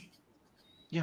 I mean, go to China. The people there are pretty free and enjoying I think they're enjoying their lives much more than many Americans are at this point. People really got to question narratives. They know they're being lied to about Ukraine, and yet they'll repeat verbatim talking points put out by the U.S. State Department regarding China, and they really need to reflect on why they're doing that. It's part of human nature, but we really have to reflect on that, because that is how they perpetuate all of this, by not selling you everything, but at least part of the agenda, so you're holding at least part of it up, and everyone is going to help move it along. Yeah. Finboy Slick says, thoughts on Zimbabwe's gold-backed currency project could actually sound money come out of our current geopolitical rearrangement.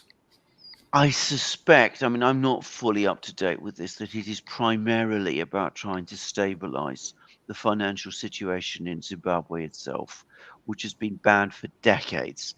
So, creating a gold-backed currency might be an idea to try to do that and bring to a stop this raging inflation that has affected the country for so long. So I think that's probably more what it's all about than trying to create an alternative, if you like. I mean, Zimbabwe by itself doesn't have the resources to do that. Raphael says Biden's own secretary defected to Russia with all the knowledge with her, but there is nothing to see. Are we serious? The U.S. is not serious. Mm-hmm. Costa says the strongest Russian weapon is West arrogance. You can quote me. Well, absolutely. I mean, I think I discussed again in a recent program this extraordinary exchange between Joe Biden and Erdogan just after Erdogan got re-election. I mean, Erdogan had fought a very difficult election. He was tired and exhausted. He must have felt elated when he got the result. I mean, he's a human being after all, whatever you may think of him. And I mean, the criticisms I could make of Erdogan would fill a book. I don't particularly even like the man. But anyway, that's how he must have felt. So he gets a call from Biden, supposedly to congratulate him. And as soon as he picks up the phone, Biden is talking about NATO, about Vilnius, about Turkey must follow, the American lead, must adjust its policies on regional issues, must agree to admit Sweden into NATO, must perhaps even agree to a roadmap for Ukraine. He was just talking like this to Erdogan at the moment when Erdogan, I'm sure, really wasn't receptive, probably wouldn't have ever been receptive to this. But it was such a bad moment to do it. And if you look at the Turkish readout of that call, it's about a couple of lines long. It's just utterly terse. There was clearly a furious row, and Erdogan must have gone away absolutely livid. Andres Brezin says, remember, Hitler was Time Magazine's Man of the Year, so was Dr. F. Eurogabor says, we men can agree that good body parts should be kept always well moisturized. Donation towards Alexander's hands. Okay. Thank you for that. And a couple of more, and we'll wrap up. AD says, do Russias have the use of SAR capability, like the J-Star, for example? Brian, you know probably much more about this than me. In fact, I mean, I don't know anything about this. Yeah, I think that because J-Star is like U.S. surveillance, I think they're talking about synthetic aperture radar, and if that's the case, then yes, Russia and China both have these capabilities, and in some cases, the U.S. admits that they're a little bit ahead of the U.S. in their own technology, especially China. And Cheddar Spinner says, not sure if you treated my question about Nigerian drug lord presidents. Well, Yes, we answered it We to the tried extent to. that we had to admit. We had to admit that we just don't know Yeah. enough about this to be able to answer it properly. So apologies for that. All right. So, gentlemen, I said an hour and 15 minutes. Thank you very, very much, Brian. I apologize that No worries. that at I was all. so off it's on my always timing. a pleasure. Thank you for sticking around with us, and I'm sure everyone in the live stream was very happy that you stuck around and answered everyone's question. Absolutely. Questions. Well, we're very grateful, very generous in your time, in giving Very us so much of your generous. Thank time, you, Brian. Brian. Yeah. Thank you. And, thank you for having me, as always. Yes, and let's organize another live stream with a focused topic. Maybe in the next week or two. That would be great to have you back with us. This was more of a casual Q&A session, and boy, did we answer a lot of questions. Thank you, everybody, for all your questions. There's a lot going on in the world, that's for sure. But I think we covered a lot of areas. Ray L says Brian rocks. Yes, he does. She does. Thank you, Brian Berletic from the New Atlas. I will put a link to Brian's channel down below and as a pinned comment as well. Thank you, Alexander McCurris. Thank you to our moderators, Zariel, Alan, Peter, Valies, Reckless Abandon. I hope I'm not missing anybody. Alan Watson, William Justice. Thank you guys for helping us out and for everything that you do to our moderators. And thank you for everyone who watched us on Locals, the Duran.locals.com, Rockfin, Odysee, Rumble, YouTube, and Telegram. Any final thoughts, guys, before we sign off? It's been 3 hours. 3 hours and 1 minute. It's been 3 hours. And can I just say, I mean, again, it's wonderful to have Brian, and there's been an awful lot going on over the next couple of weeks. We'll see whether this offensive, how it materializes. I'm sure it will come, by the way, at some form, and we'll see what happens. And of course, lots happening in all sorts of other places too. Yes, and just again, thank you for having me on. It's always an honor and a pleasure. And also thank you both for the work that you do. I know I benefit greatly from it. As I explained in the beginning, we likewise. Yes, and it's just great. It's because I remember a time where there weren't that many people out there doing what we do, and it's great that this community has grown the way that it has. So thank you again. Yeah. Thank you. Thank you very much. And thank you again, Brian, for sticking with us for this live stream and answering everyone's questions. Take care. Take care.